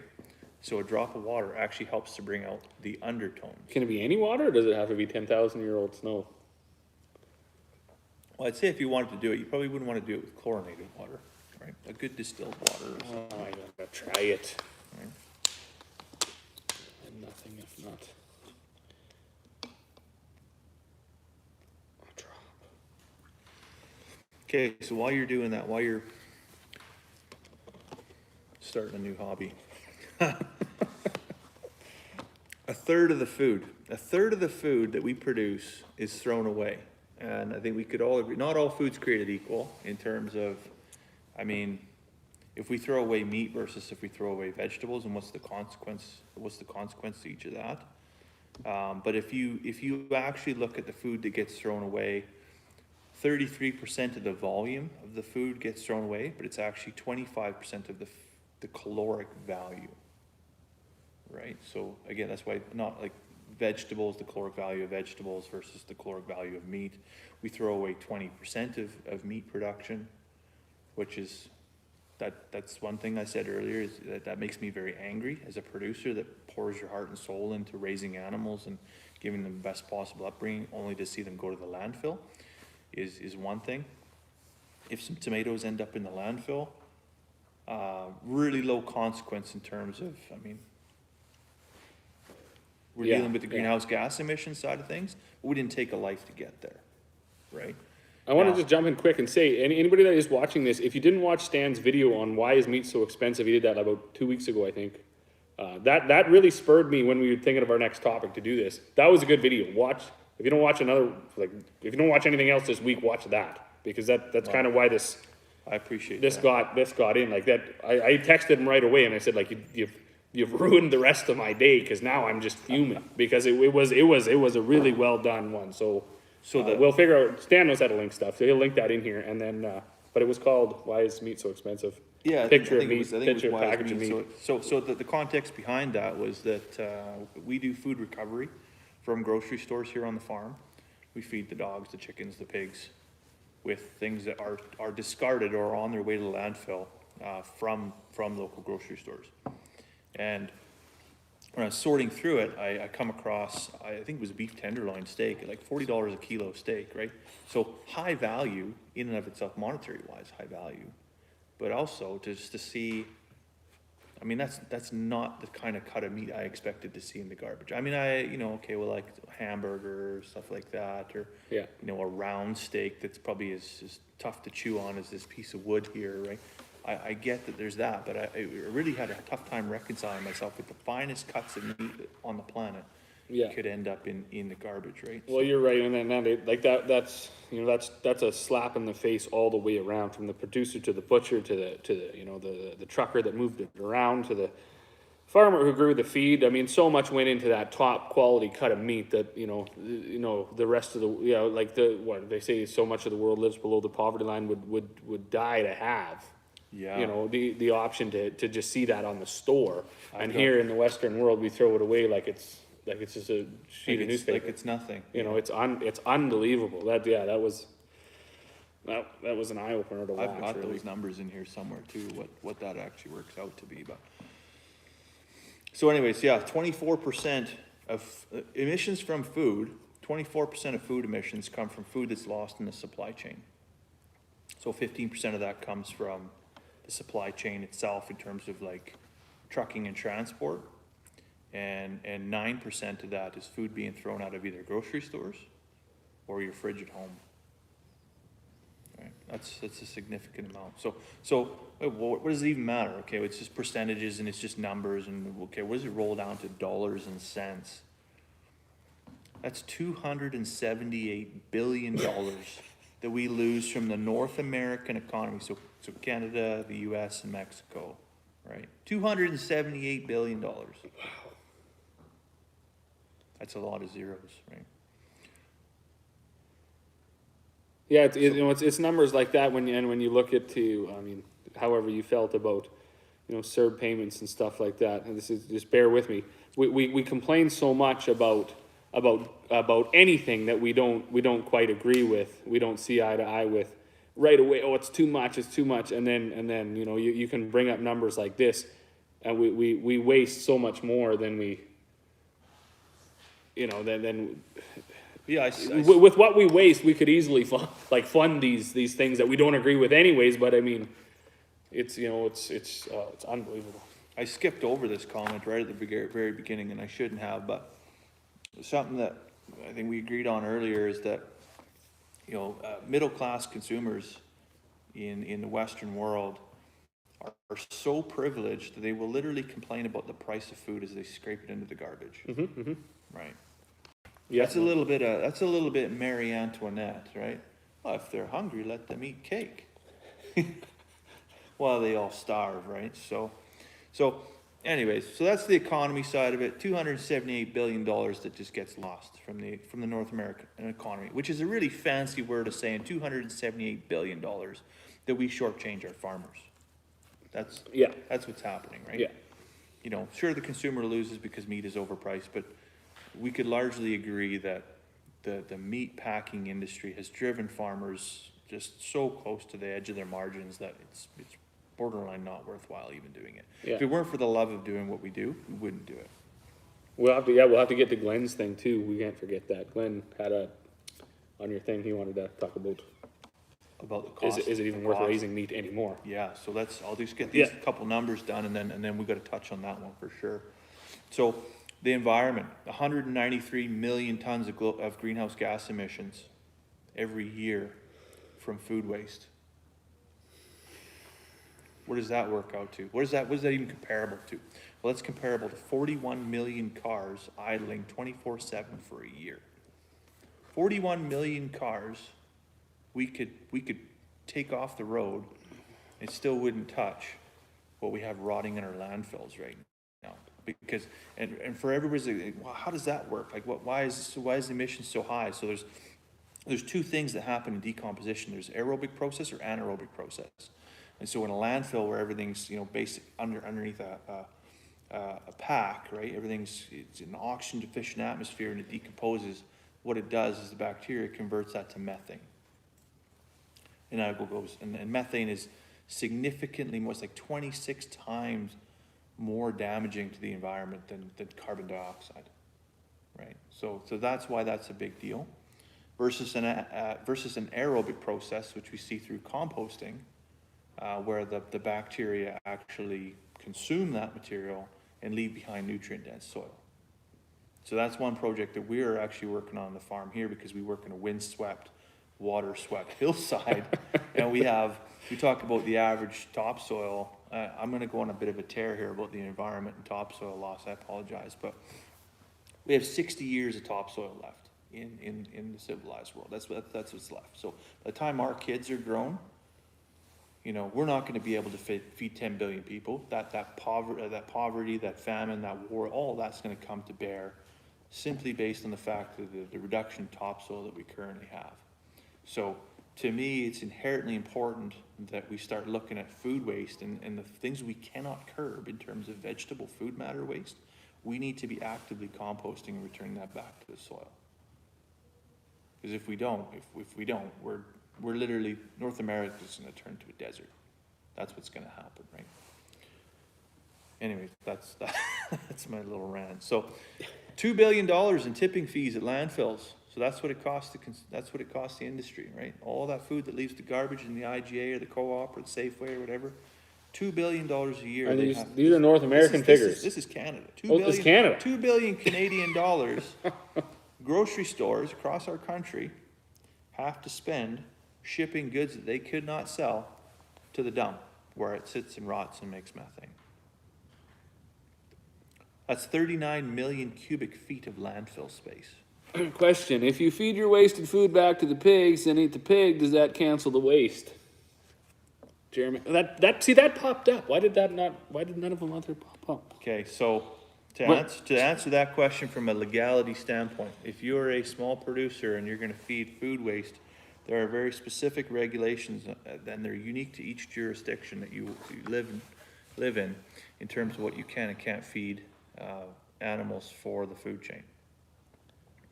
So if you're part of a program that recovers food waste before it hits the dumpster, while it's still good, in terms like, maybe it's past the sell-by date, but it's not past its best before date, then largely you're okay to do that.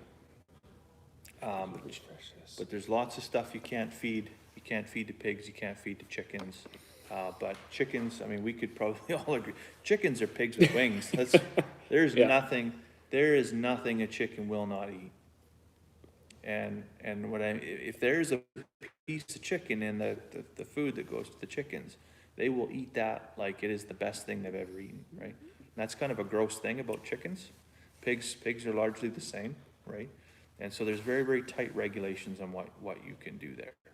When it comes to meat waste, though, most of us, I mean, we have an LGD and we have a cattle dog here. There's no reason why that can't be processed through that way. The vegetable matter goes to the pigs. The bakery goods can go to the chickens. Everybody's triple happy teddy bears.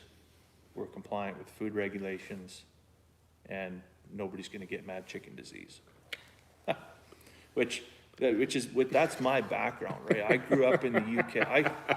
I gotta tell a story. It's always funny when you talk about that. So I grew up in the UK through the whole mad cow disease epidemic, and just saw the cattle industry basically crushed, and then begin to recoup, and then foot and mouth disease came in and said, "Oh no, you're not," right? So a couple of years ago, I was with some colleagues in Edmonton. I think it was Edmonton or Calgary. I think it was Edmonton. Anyways, and they all wanted to go donate blood, and I'd never donated blood, and thought, oh, this might be a new thing. Every time in Edmonton, I could go and I could donate blood. And if you do donate blood, thank you very much. Very valuable thing that you're doing, and it's an act of kindness that's immeasurable. But I go in there and you have to fill out a questionnaire, and the first thing it says is, did you live in the UK between 1995 and 2004? Nobody wants Stan's blood. And so, I mean, you got to be honest. I mean, they ask you all these other questions about, do you have a male-to-male relationship or a female-to-female relationship? All these kind of questions about your sexuality, or your recreational drug user, and then did you ever live in the UK? So, I check one of these boxes thinking, okay, this is probably going to trigger a secondary or a tertiary question. And immediately this lady comes in the room and she's like, get out. It's not like get out, but she's like, no, like you got to come, you got to talk to somebody else.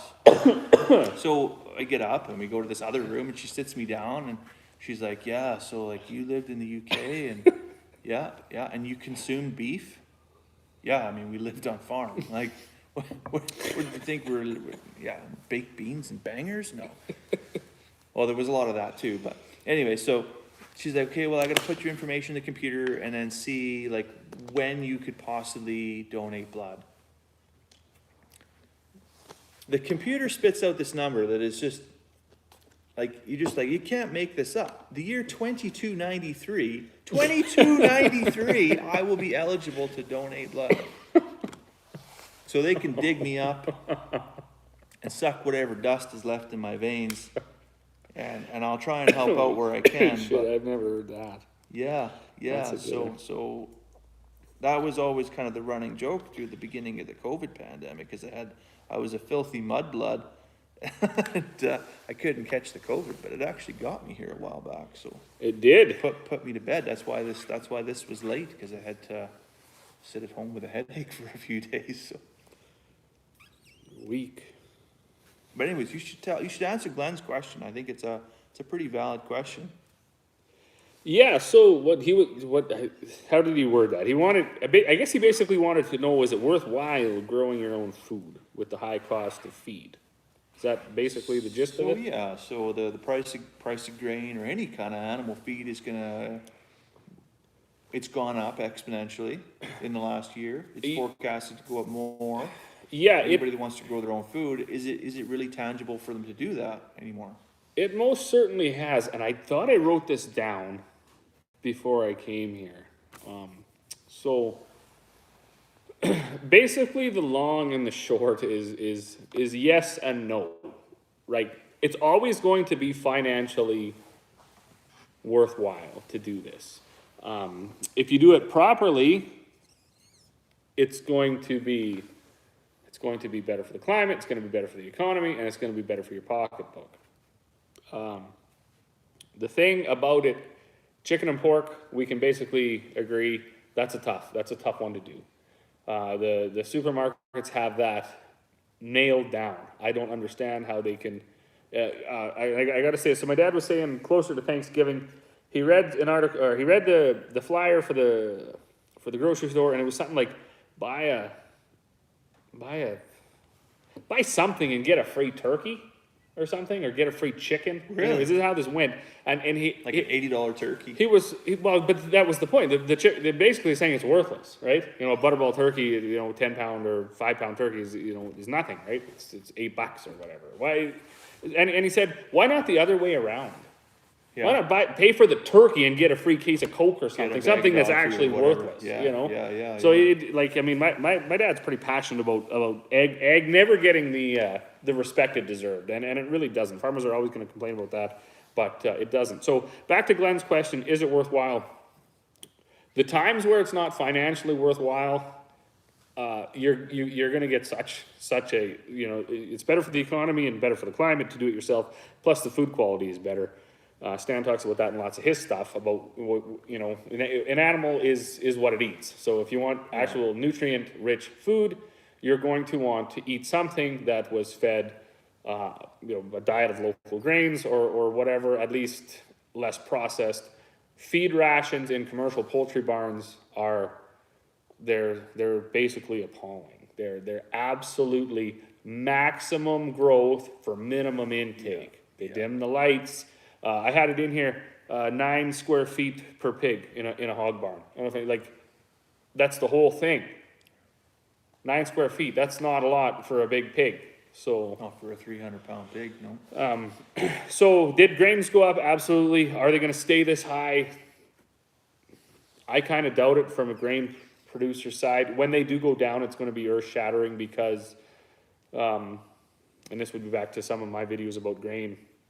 I won't get into that. Maybe that'll be a topic for another time. But the way grain is marketed, if you weren't able to realize these high grain prices because you had forward contracted your grain, now you're going to go right into the next growing season of paying the high fertilizer prices. This is deflecting a little bit from Glenn. But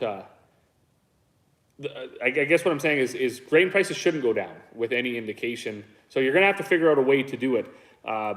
When I did the math on basically about 25 cents per pound of grain, if you can feed an animal I had one 4-H kid tell me they were up to 45 pounds of grain a day for that animal, which was, I was like, wow, that's a lot. So That's a lot. what's 45 times a quarter? That's like, I had this written down. I don't have a calculator, but anyways, it worked out to even that you could make about $8 because the animal gained 6 pounds per day. Yeah.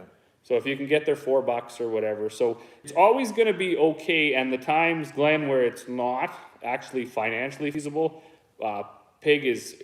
I mean, we're raising 10 pigs right now, and I did that kind of as an experiment. I had no idea that is a total loss. That's a strictly doing that to get Raising your own your pork. own pigs to get your own pork, yeah. Like because even for me, I have $425 for a 2,000 pound bag of barley with molasses in it, and a little bit of this and a little bit of that.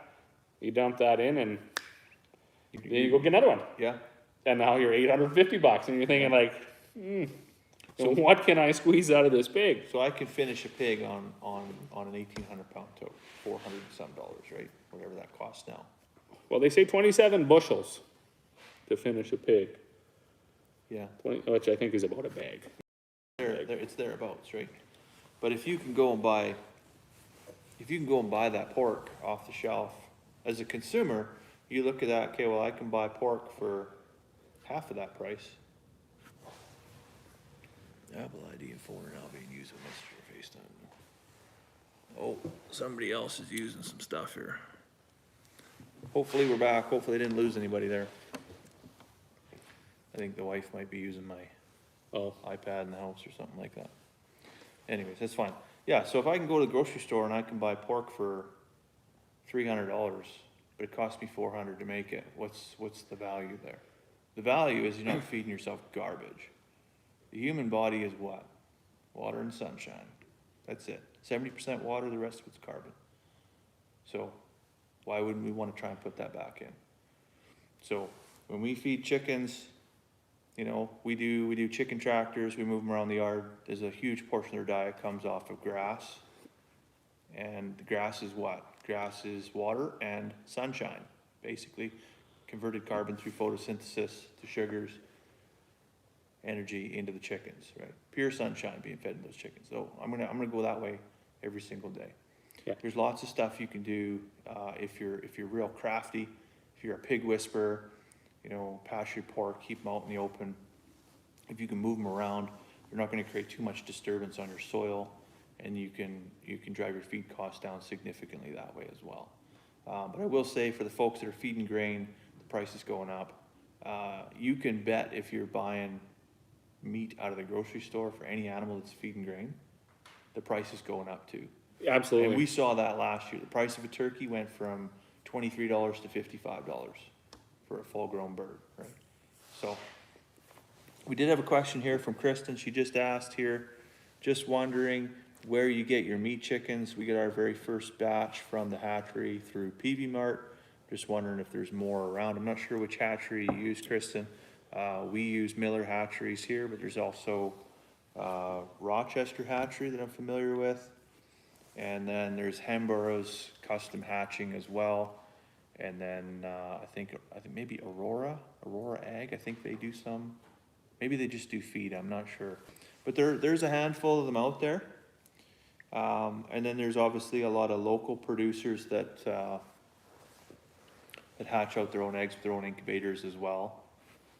Word of caution on that: if you're talking small hatcheries, if they don't have the capability to do things like vaccinations for Marek's disease and coccidiosis, you've got to be prepared to take some losses for that. That's one thing that we learned early on is we bought birds from just somebody, and then suddenly we wonder why they started goose stepping around the yard, and then all of a sudden one was kind of limp and lame on the other side, and then we had some chickens that were just upside down. That was Marek's disease, and once it's here, it's just here. And so every bird now comes onto the property is through a legitimate, reputable hatchery, and they're already vaccinated. We just don't have to worry about that stuff. So word of caution on that. But still, largely, we're buying 100 birds at $279 a bird. I think you can drive it down to about $250, $260 if you're getting them unsexed. And at the end of it, yeah, we're still ahead. still ahead of the game, right? So. Yeah, Jeremy said that pigs are a loss. They are, and as far as that 27 bushels, one thing and I don't know. I think the butcher weight for a hog is higher than it used to be. Like the butcher now wants them around like 280 or something. He said really? 250, and I don't think that The was butcher wants that, or Yeah. the consumer wants that? No, the butcher. He said you get better bacon, but I thought like it wasn't the butcher weight for a hog like 180 pounds or something at one point. It was 180. We just sent our last batch at 220. And the year before we were 205 and 210 Okay. ish, thereabouts. Because we measured ours, and yeah, I figured they're around 220, 218, somewhere in, well, that's ridiculous, 220. But yeah, he said, no, if you can get them to 250 a little bit better, a little bigger, it'll be better. So that's the bushel, if you're going to raise them for another 100 pounds, you're going to need a little bit more grain. Yeah, you're gonna need more. Yeah, and you got to really kind of weigh in the cost. Okay, well, if I'm going to put all that much more feed, you get 100 pounds more meat. With a pig, I'm only going to get 70% of that meat back.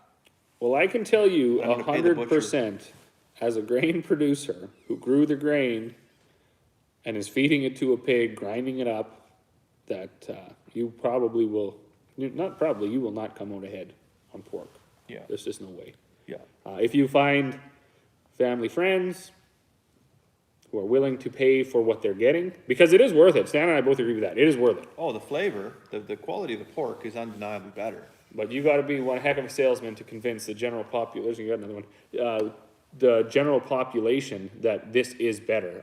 Once they try it, I almost guarantee you they won't go back. I almost guarantee that, because it's not like the pork from the store was worthless. It cost them something. So you may be just costing them a little bit more, but once they try it, it's gonna be. It's the work you want to put into marketing. It is all it is. Yeah. So Kristen just had a follow-up question there. Have you thought about doing a bulk order with others to get them in the cheapest range? So we order 100 chicks. That's not the cheapest, but I think the next increment is like 500, right? So you'd have to go in with a few people, and there's I'm not saying it's not the right thing to do. Certainly, if you're dealing with some very like-minded individuals that you get along with, that's one thing. But just trying to put out a community post there and say, hey, I want to get 500 chicks. Does anybody want in on this?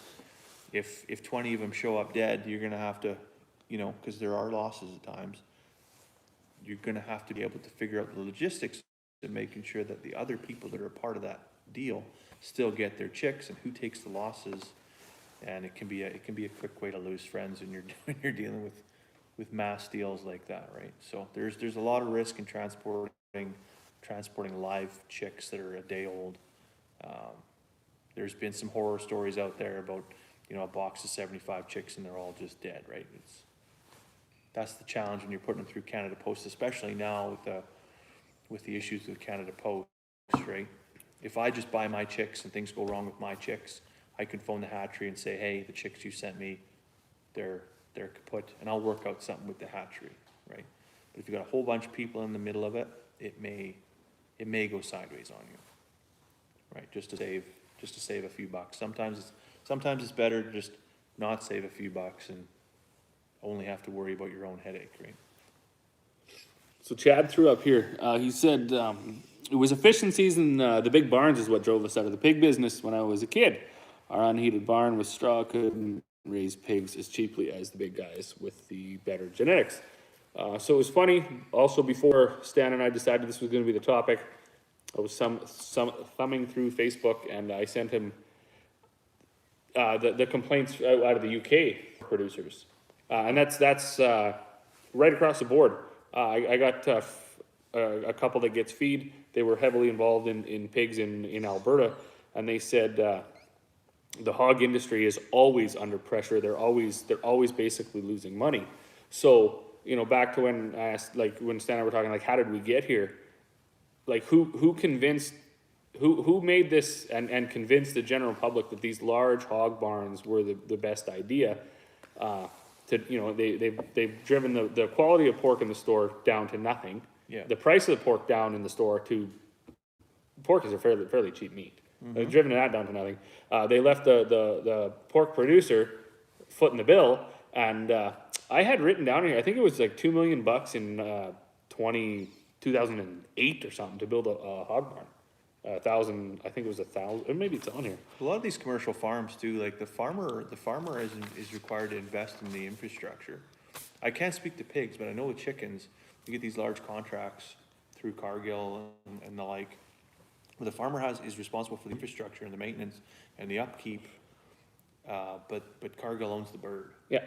Right, so the farmer takes all of the risk, and they get returned like 5% or something like that, right? So largely, it's not even worth it, right? No, but yeah, but you know, and that's the saddest thing to drive out an owner operator, a small producer, because you know the big farm can do it better, and then we're finding out now like this whole cookie is crumbling. You talk about it all the time, the supply chain, everything. This is actually all crumbling. We're starting to realize now, because what was it? It was only so 1988. That's 33 years. Yeah. It only took that long for the big corporations, the governments to legislate, to regulate everything into being centralized, mass-produced, factory farmed. We're in its infancy, and we're starting to see now at 33 years, it's a total wreck. Yeah. Food quality has deteriorated. The cost of food, yeah, it got cheaper, but you're not buying anything. You're effectively buying, a pork chop that, it could be this piece of wood. I mean, really, like that's what it is, right? Pretty much. Yeah, the nutrient quality of food, the decline of nutrient capacity in food now versus 30 years ago is like 50%. It's shocking. It's like 50% of what it was before. You get another comment there? Well, yeah, he just says, it was crazy. We made good money through most of the 80s with a 50 pig sow fair to finish. Got out of it. Why does it keep going away? My grandparents, here in Canada was the same way. They had pigs, and largely that was their income, and a couple of milk cows, and they were able to feed the family and have some left over, and that was all they needed. But yeah, it's a shame. Okay, you ready for some more shocking numbers? Let's hear them. How much wildlife habitat do you think having to expand our current need for food, and in terms of, okay, we're buying all this food, 33% of it is going in the garbage, population growth, how much farmland is now taking over wildlife habitats, do you think? Just in Canada, or? No, it's the US, is the only number I can find. Okay. The numbers are so big, it would be hard to guess. It's just hard to be a lot. It's hard to guess because it's hard to comprehend once you hear the number. 32 million hectares of wildlife habitat is lost to farmland in order to grow food. Okay, so this is the number. It's not 32 million new hectares of land every year just for farming. This is 32 million hectares of wildlife habitat is converted to farmland to grow food that's going to go in the garbage. Right, so the actual number is like 96 million hectares. Yeah. Right? 33% of it goes in the garbage, right? So that's it's an incomprehensible number. $408 billion worth of food going in the garbage. While globally we have 957 million people that don't have enough to eat. That is the. So that's I mean, it's real close to 1 in 8 people, right? So I mean, I don't know a ton of people. I run a really small, tight circle, but I mean, if you can imagine 1 in 8 people, your own home, and then your neighbor. One of those people is going hungry, or is having to make some level of sacrifice that they shouldn't have to make. Now, largely, a lot of that's concentrated to the developing world and things like that, right? But still. But you're reading about it here now all the time. In the last few years, people making the choice between heat and. Well, I mean, we just got this, right. Our December utility bill was $999.50. I was going to ask you, did you get a higher one? What do you mean? Our bill last month was $1,400 for December, for January. Well, no, you had $999 and a half, and I had $997 that month. The next month, $1,400. I didn't even know that. I just got told that yesterday. That's and why. I thought, sweet.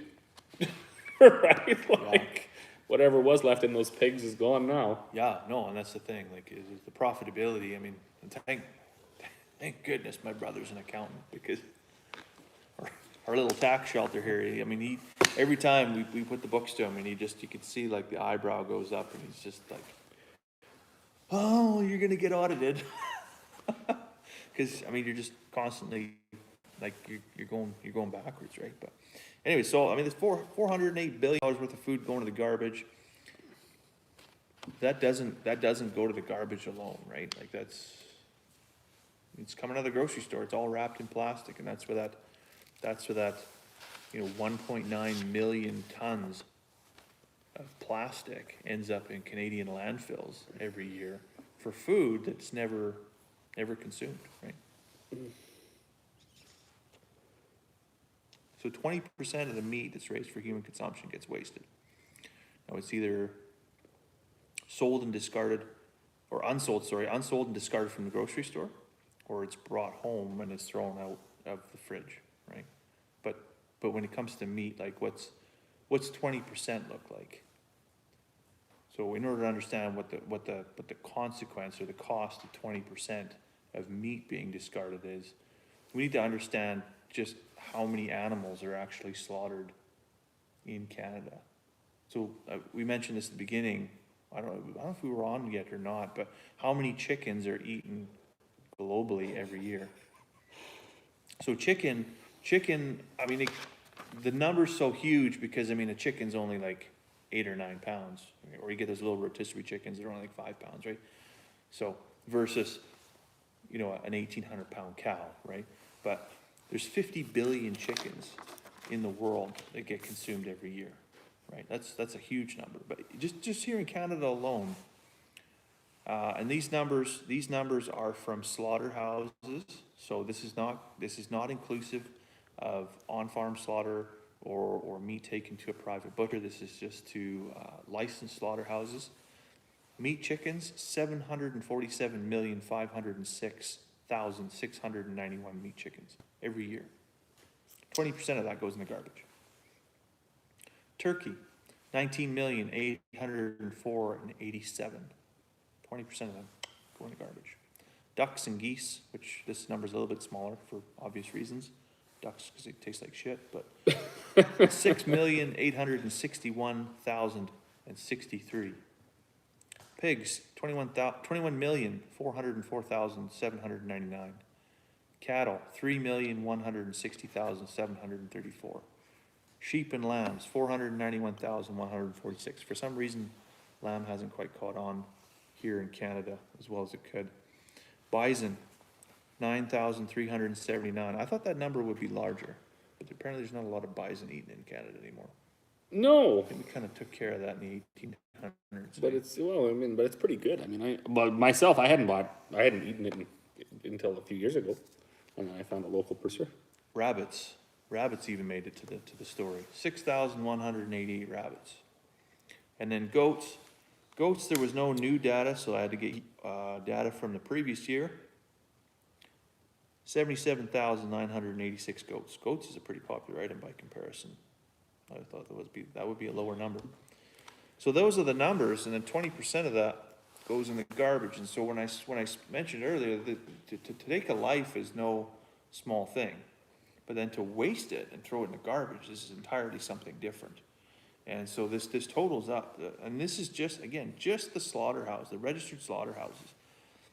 799,322,073 lives that were raised on a farm, sent to an abattoir, butchered, and 20% of that just went in the garbage. Yeah, we could all do a lot better, right? We can all. And that's the thing. We don't need to drive, necessarily that number down to zero. But I mean, we need to do better, right? Now, in these numbers, again, this is not private abattoirs. This is not deer and elk. Those numbers do exist, but we're not talking about the consumer market with deer and elk and things like that. Largely, the folks that are getting deer and elk done are probably not wasting any of that money or that meat, right? Maybe there's a little bit that goes to waste, but largely, if you gotta put in a $2,000 rifle in your tags and $7,000 worth of camo and Countless hours driving you around the know, county roads, so. $400 worth of deep woods every year and whatever. $2,000 fuel bill. Yeah, and a mossy oak steering wheel cover, you're probably not gonna wanna waste too much of that meat, right? So, but anyway, so that's what the number is, right? It's like right on the cusp of 800 million animals that get butchered every year. And 20% of that just gone, right? Fruits and vegetables. Now, I said earlier, that's 45%. 45% of fruits and vegetables that hits the grocery store, garbage, right? We've all talked about the lettuce that we buy at Costco. It wilts 3 weeks later and then we chuck it, right? But 644 million tons of fruits and vegetables globally that gets discarded, right? That's fruit, that's not potatoes and carrots. Potatoes and carrots fall under roots and tubers. There's 275 million tons. Again, 45% of global production gets discarded. That is wild. Now, so here, who we got? Glenn, long night, Glenn's man, back. you're doing good. Watching all later. Thanks, Glenn. Really, really, genuinely do. You missed, but we did answer your question, I think, or I tried to. It wasn't probably the answer you wanted to hear, but, Yeah. but keep up the fight, I guess. Yeah, just keep raising them. Keep raising your own meat and do it for the right reason, and the dollars don't matter if you're doing it for the right reason, right? Okay, so what's one product we do produce here in Canada, fruits and vegetables wise? What's the big thing? We go to the Okanagan, what are they famous for? Cherries and grapes. Yeah, Is that not it? that's not it. Oh, shit. What about apples? I was gonna say apples. How many apples do you think get thrown out every year? They're not famous for cherries. I thought Well, they they'd are be more famous. famous They for are famous for cherries and cherries. grapes. Buddy got married at a vineyard. We didn't get But- married at an orchard. But I wanted to focus on apples because, Okay, apples. again, How do you like them apples? it's something we can grow here. We can grow it right here in the Peace Country. But globally, again, talk about insurmountable, just incomprehensible numbers. 3.7 trillion apples are discarded annually. So I forget who it was that had the question about the pigs, but you can't tell me that you can't take, at least a couple trillion down to the hog farms. Yeah, Jeremy was That would be asking that. that'd be some pretty tasty pork. Apple raised pork, right? Here's a number coming out of the UK. I shared the bread one the other day because I thought that was 20 million slices of bread every day get wasted in the UK. That's a lot of toast. But 5.8 million potatoes are thrown out every day in the UK. Potatoes do kind of suck, though. Yeah, but lots of the stuff that's getting thrown out is, when you're talking about supply chain, it's just improper storage. That's true. Improper transportation. Right? Again, there's just no need for it, right? So all of this happens while, our Canadian households are projected to spend $15,000 in 2022. So it was a big thing at the end of last year. The grocery prices were expected to spike from an average of $14,000 a year for a family of four to another $1,000, $15,000 a year. Yeah. So, I don't know what you could do with an extra $1,000, but if I looked at $1,000, if I just had it sitting here on the table, I probably wouldn't scrape it in the garbage can over there and be like, God damn, that's expensive. No, that's it, right? And even at $1,000, I kind of find that I find that so low because when you're walking through the supermarket and you got just the top part where the kid sits and that's full and you go to ring up that up and it's like $160, and you just you leave and you got like two handfuls of things and you're thinking like, whew. Because I'll say when we shop, we don't actually buy a lot of like dumb shit. We're not, we have our own meat. We have lots of our own canning, so it's just a few trinkets. And every time I go, I think like You know, what's everybody else doing that doesn't have any of this? Or they don't think they have You these gotta options. wonder, hey, yeah. You know, they gotta buy everything. They gotta buy all the dairy. They gotta buy all the meat. They gotta buy all the vegetables. Then they gotta buy all the chips and the cereal and the pop. And you think like, poof, good luck. So what's the solution? We said we're gonna solve world hunger here. And you mentioned Elon Musk earlier, and I kind of piqued my interest because he maybe said something controversial about whether the population was going up or down, but he also said something really controversial that piqued my interest a few months ago. Some folks have said to him in recent history, you're the richest man alive, and I think he's got $278 billion. Yeah, he's got enough for sure. And if you just took a drop of that ocean and just laid it on the table, and I mean, you could solve world hunger. And so the number that was thrown out by, I don't know if it was the UN or who it was, I think it was the UN. They said it would take $6 million to solve world hunger. So they went to Elon and they said, you know, and this is not a joke, this actually happened. They went to Elon and they said, okay, would you be willing to put $6 billion on the table, and we're gonna solve world hunger? And so, I mean, he retorted as he's expected to do, he's a businessman, prove to me $6 billion will solve world hunger, and I'll write you a check. So I read this report the other day, because I've done, you know, for this conversation we've already had, 3 weeks of research, you know, almost a month. I read the report that the UN put out in regards to this, and they laid out very methodically how they would feed the population of the world for a year. How they could burn $6 billion by basically giving a man a fish for 2022. Now 2023 comes around, that man doesn't know how to fish, that man doesn't know how to farm, that man is just not capable of being able to. So world hunger is gonna, you know, come 2023, it's gonna be right back, chomping at us, eating our lunch. And so I thought, well, this is a real thing. Now imagine if we invested $6 billion in community gardens. Imagine if we invested $6 billion in clean drinking water and irrigation channels for people. Imagine if we invested $6 billion in agricultural education, right? There's a lot of stuff that we could do that would actually be tangible in terms of teaching a man to fish, as opposed to just feeding him for a day.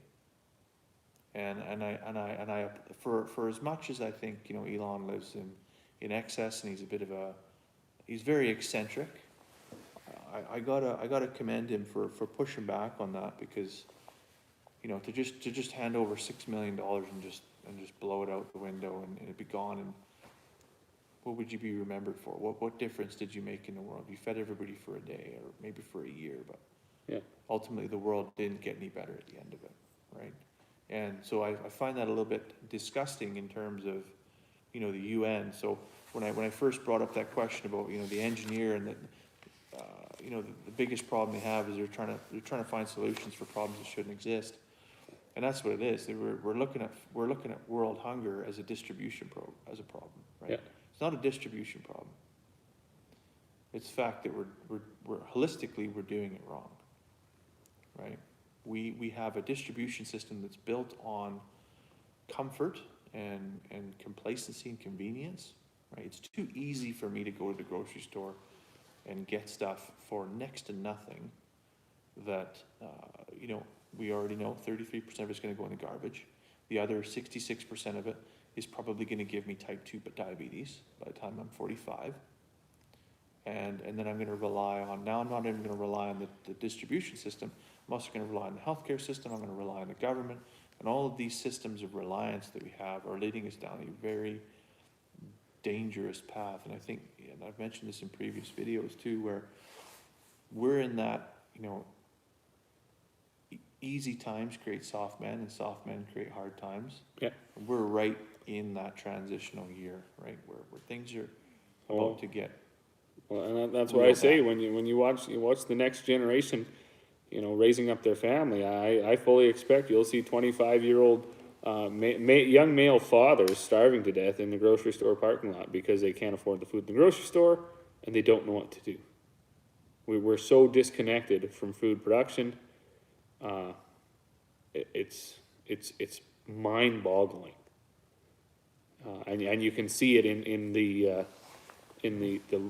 almost, I would say almost zero interest in the in supporting local. I mean, it's growing now over the last 2 years, but up until then, people had no interest. Like you say, it was strictly convenience and strictly price. Yeah. Quality didn't matter. Damage to the climate didn't matter. The economy, none of that mattered. It was convenience and price. Yeah. At any cost, and now we're seeing, you're starting to read all these articles. Even with high grain prices, farmers are struggling. Cattle producers are struggling. Pork, chicken, it's right across the board. And while the shelves are, well, they were full up until a few months ago, or I guess a year Yeah, ago. they're not full now. So, If anybody thinks they're gonna be full throughout 2022, I think they're very, very naive. The supply chain issues that we're currently having are not gonna go away overnight. They're not gonna go away with an election. They're not gonna go away no. when summer hits. That's not gonna happen. No, and supply chain issues will only get better if we can change our mindset, where we shop properly. So we have these 25-year-old, fathers that you think you're gonna starve to death in the parking lot. I mean, aside from the fact that, they're literally surrounded by food and they can't see wood for trees. Do you think it's a fact that we've had it easy for too long? Cause I look at it and I think, okay, well, my grandparents in both the UK and here in Canada, both sets of grandparents lived through world wars and through massive economic downturns like the dirty 30s, World War II, and we're the ultimate homesteaders and preppers, right? And we have generations now that they've never even gone to the grocery store and even had to process the concept that what they need isn't gonna be there. Yeah. And now we're seeing it is where, my favorite brand of cheese spread or whatever type of bagels that I want aren't there. And I mean, that's a minor inconvenience, but it's just the taster, it's just the tip, the cusp of perhaps where things can go here. Well, I mean, it is. So that video, I told my dad about that he fit into the generation that had never seen hard times. And he agreed with the video. I think he even watched it, but he said the one thing that is his, like he believes his generation, they never stopped producing. So, and he jokes about it now, even here, he said, we're still building the country. Yeah. So, and that's why I believe that the next maybe not the next, but the next, they, like you said, they will have it so easy because, where maybe the 60-year-olds they didn't see the depression, they didn't see these things, but, they built the country. Yeah. They never stopped being productive. They never stopped producing. Well, you look at any volunteer organization in North America right now, what's the average median age? 60 years old. Well, and there you go. They're still producing, right? They're still being productive. You see it now even in local communities. The curling club dies. All these things they die. We stop doing. We don't do dances. We don't do anything, right? So. So yeah, we're getting to a point where we're actually we're not even disconnected just on food production where food comes from. We're even disconnected from work. Like most people, aspire for this white collar job. Blue collar jobs aren't so great. Jobs in agriculture. As far as the physical part of agriculture, you'll see lots of people up and coming. Will come out of college and then want to be a seed salesman or something. Yeah. But as far as the actual getting your hands in the dirt, they want to be a middleman. There's very, very few people that are interested in. We got a few guys heading out. Very few people that are actually interested in getting right physically involved. Yeah. And that's why. And that's the thing. That's what the world needs is the world needs somebody to do the work. Because if everybody wants to be a middleman, eventually you're gonna run out of, Yeah, you're gonna run out of people to actually supply the product, right? absolutely. Yeah. Well, we got 10 minutes past our previous record. Are we really? That's going to be enough for what? Closing thoughts? Well, did we solve the problem? Hopefully that was necessarily, did we solve the problem, or did we at least provide a wake-up call? Again, we probably preached a lot to the choir of folks that probably already have a good understanding of this. Well, that's what, yeah, we said that in the last video. The community that we have with, whatever it is, like, it's like 1,300 or some people together. Yeah. They're all, yeah, we realize you guys are all like-minded, but, to get this out there to, our own silent protest here of like, let's push this to the people that need to hear it, that need to see it. And, maybe numbers are that shock wake-up effect to be like, oh, wow. Yeah, I mean, if you're an urban homesteader right now and you're battling with your municipal council in terms of whether or not you can keep backyard chickens, I mean, I could go on for days about the benefits of backyard chickens and then soil conservation, and they're the ultimate. They can basically take a waste stream and turn it into a rejuvenated, high nutrient dense food stream. So if you're living in a municipality and you're having those challenges, highly encourage you to talk to your local councilors. Get that bylaw revoked or revised, right? If you're talking to your neighbors and they have green space that's just sitting there doing nothing, and you want to do something, maybe talk to them about using some of their green space and putting raised beds in and growing food. There's a guy on YouTube, is Curtis Stone, I think. He made a whole living off of leasing backyards for gardens and raising fruits and vegetables, selling them as a market garden. And the lease return was basically supply food for the people whose backyards he's using, right? And you can grow an incredible, in an eighth of an acre in a backyard, you can grow an incredible amount of food, not only for yourself, but for your neighborhood. And I mean, from a profitability standpoint, it is becoming trendy now. It's kind of gathering some legs, but we don't let it be a firework. Don't let it just go and then fizzle out and something else become, the next big hit, right? This is something that needs to really grow some legs and go somewhere. Get the victory garden going again, right? We look at, and this is not to get too political, but we look at countries like China right now. What is China doing?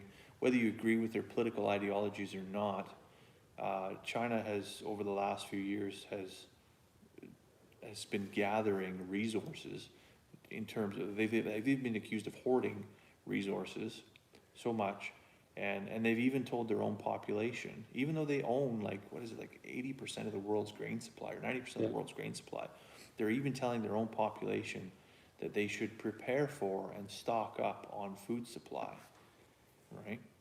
So, my dad and mom, hey, they went to China before the pandemic, a couple of years before that, and he told me stories of the trip. He said the resounding, the comment that he got from most of the people that he talked to there, that told me, he said, we starved to death in our lifetime, and it was around the 50s or the 60s, and he said, we didn't even know about this happening.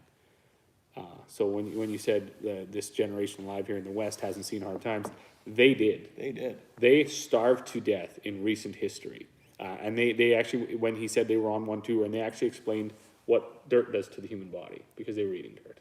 They know what it does. Yeah. And they said we will never starve again. Yeah. And that's why you're seeing massive forethought. While the rest of us are tearing down our infrastructure, tearing down our elevators, paving over our farmland, doing the most appalling first world garbage nonsense that you could ever imagine doing. We're doing that, and we're proud of it. Yeah. The rest of the world that knows, that has real experiences with this, are saying, whoa. Yeah. Yeah.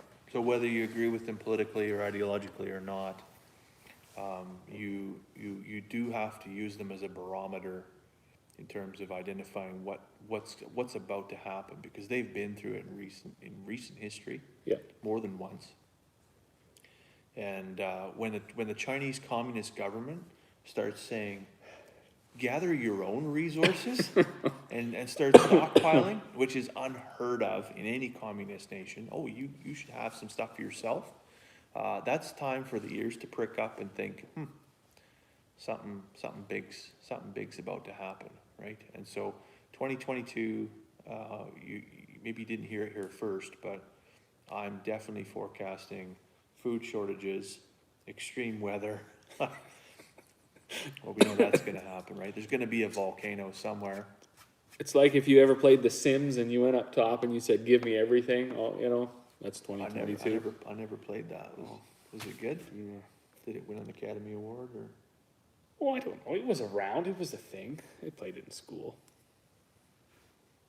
The Sim City. I had a very sheltered. Yeah, you childhood, did. So yeah, but I was cultured, but not no. not exposed. Well, there was an option to add all the floods and everything that could befall a city. Yeah. And then when just 5 minutes before computer class was over, you'd click that button and Godzilla would come and rip everything down. That's 2022. Yeah, in a that's nutshell. what's gonna happen. Yeah, it's 2022. the world That's fell what- apart again. That should have been the button. Yeah. 2022. Yeah, well, you know when they make like a Tiger King 2, that it's just gonna be a shit show. Have you watched that yet? I didn't. You didn't. I hey? didn't. You No. should. You should. I'll have a look. You know you don't have the spare time to do it, but I think you would laugh just to be like, I'm too busy watching Kirkfell Farms. because it videos. was funny because I watched it initially over the however many weeks. And I thought, man, this is wild. Like at the beginning of the pandemic, this is wild. Like I just can't believe the lifestyle this person had and everything, all the escapades. And then I watched a couple episodes at the end of last year, and I'm like, oh yeah, some tigers and shits and whatever, a little bit of meth and some gay marriage, and I mean that's not that strange, right? And it as crazy as the last 2 years have been, it was strange to go back and look at that. That seemed somewhat normal, right? It's not normal. That's messed up. Our new norm. But the new Thank normal is certainly not one that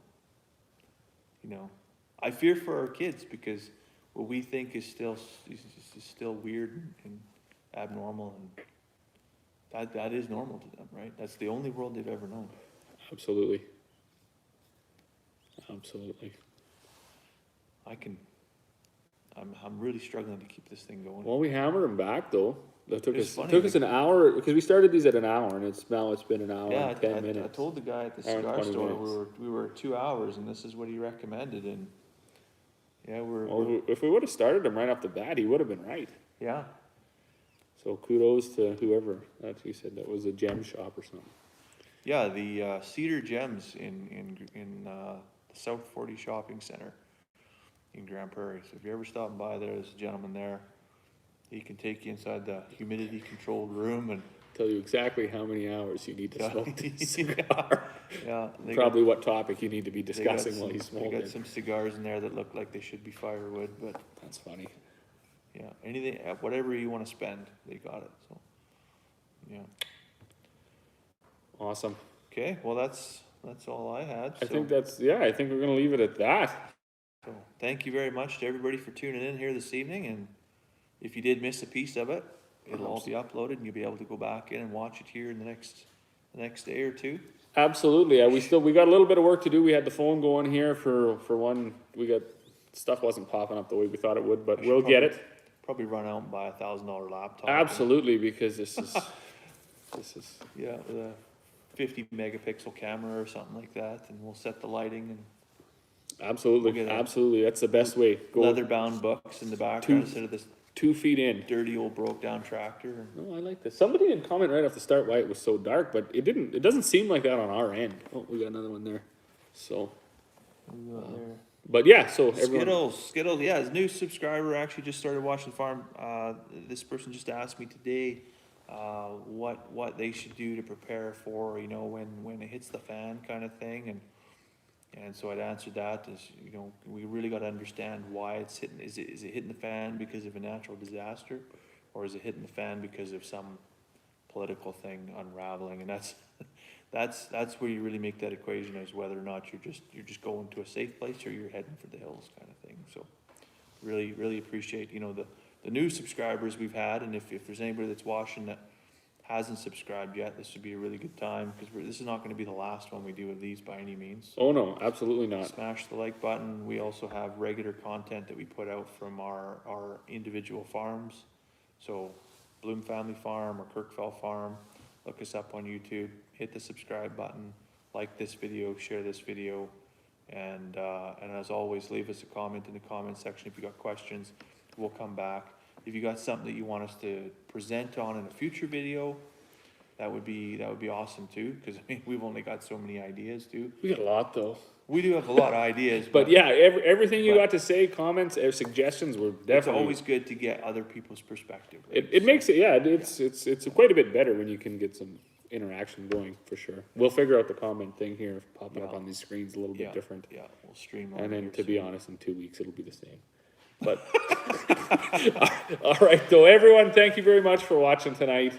We got 20 minutes longer than our first one, so that's perfect. Yeah, That's I think awesome. we've got the rest of a bottle of scotch to finish here. So Absolutely. as always, drink responsibly. And We'll see you We'll see guys you all in next the time. next one. Then we got to figure out how to turn them off.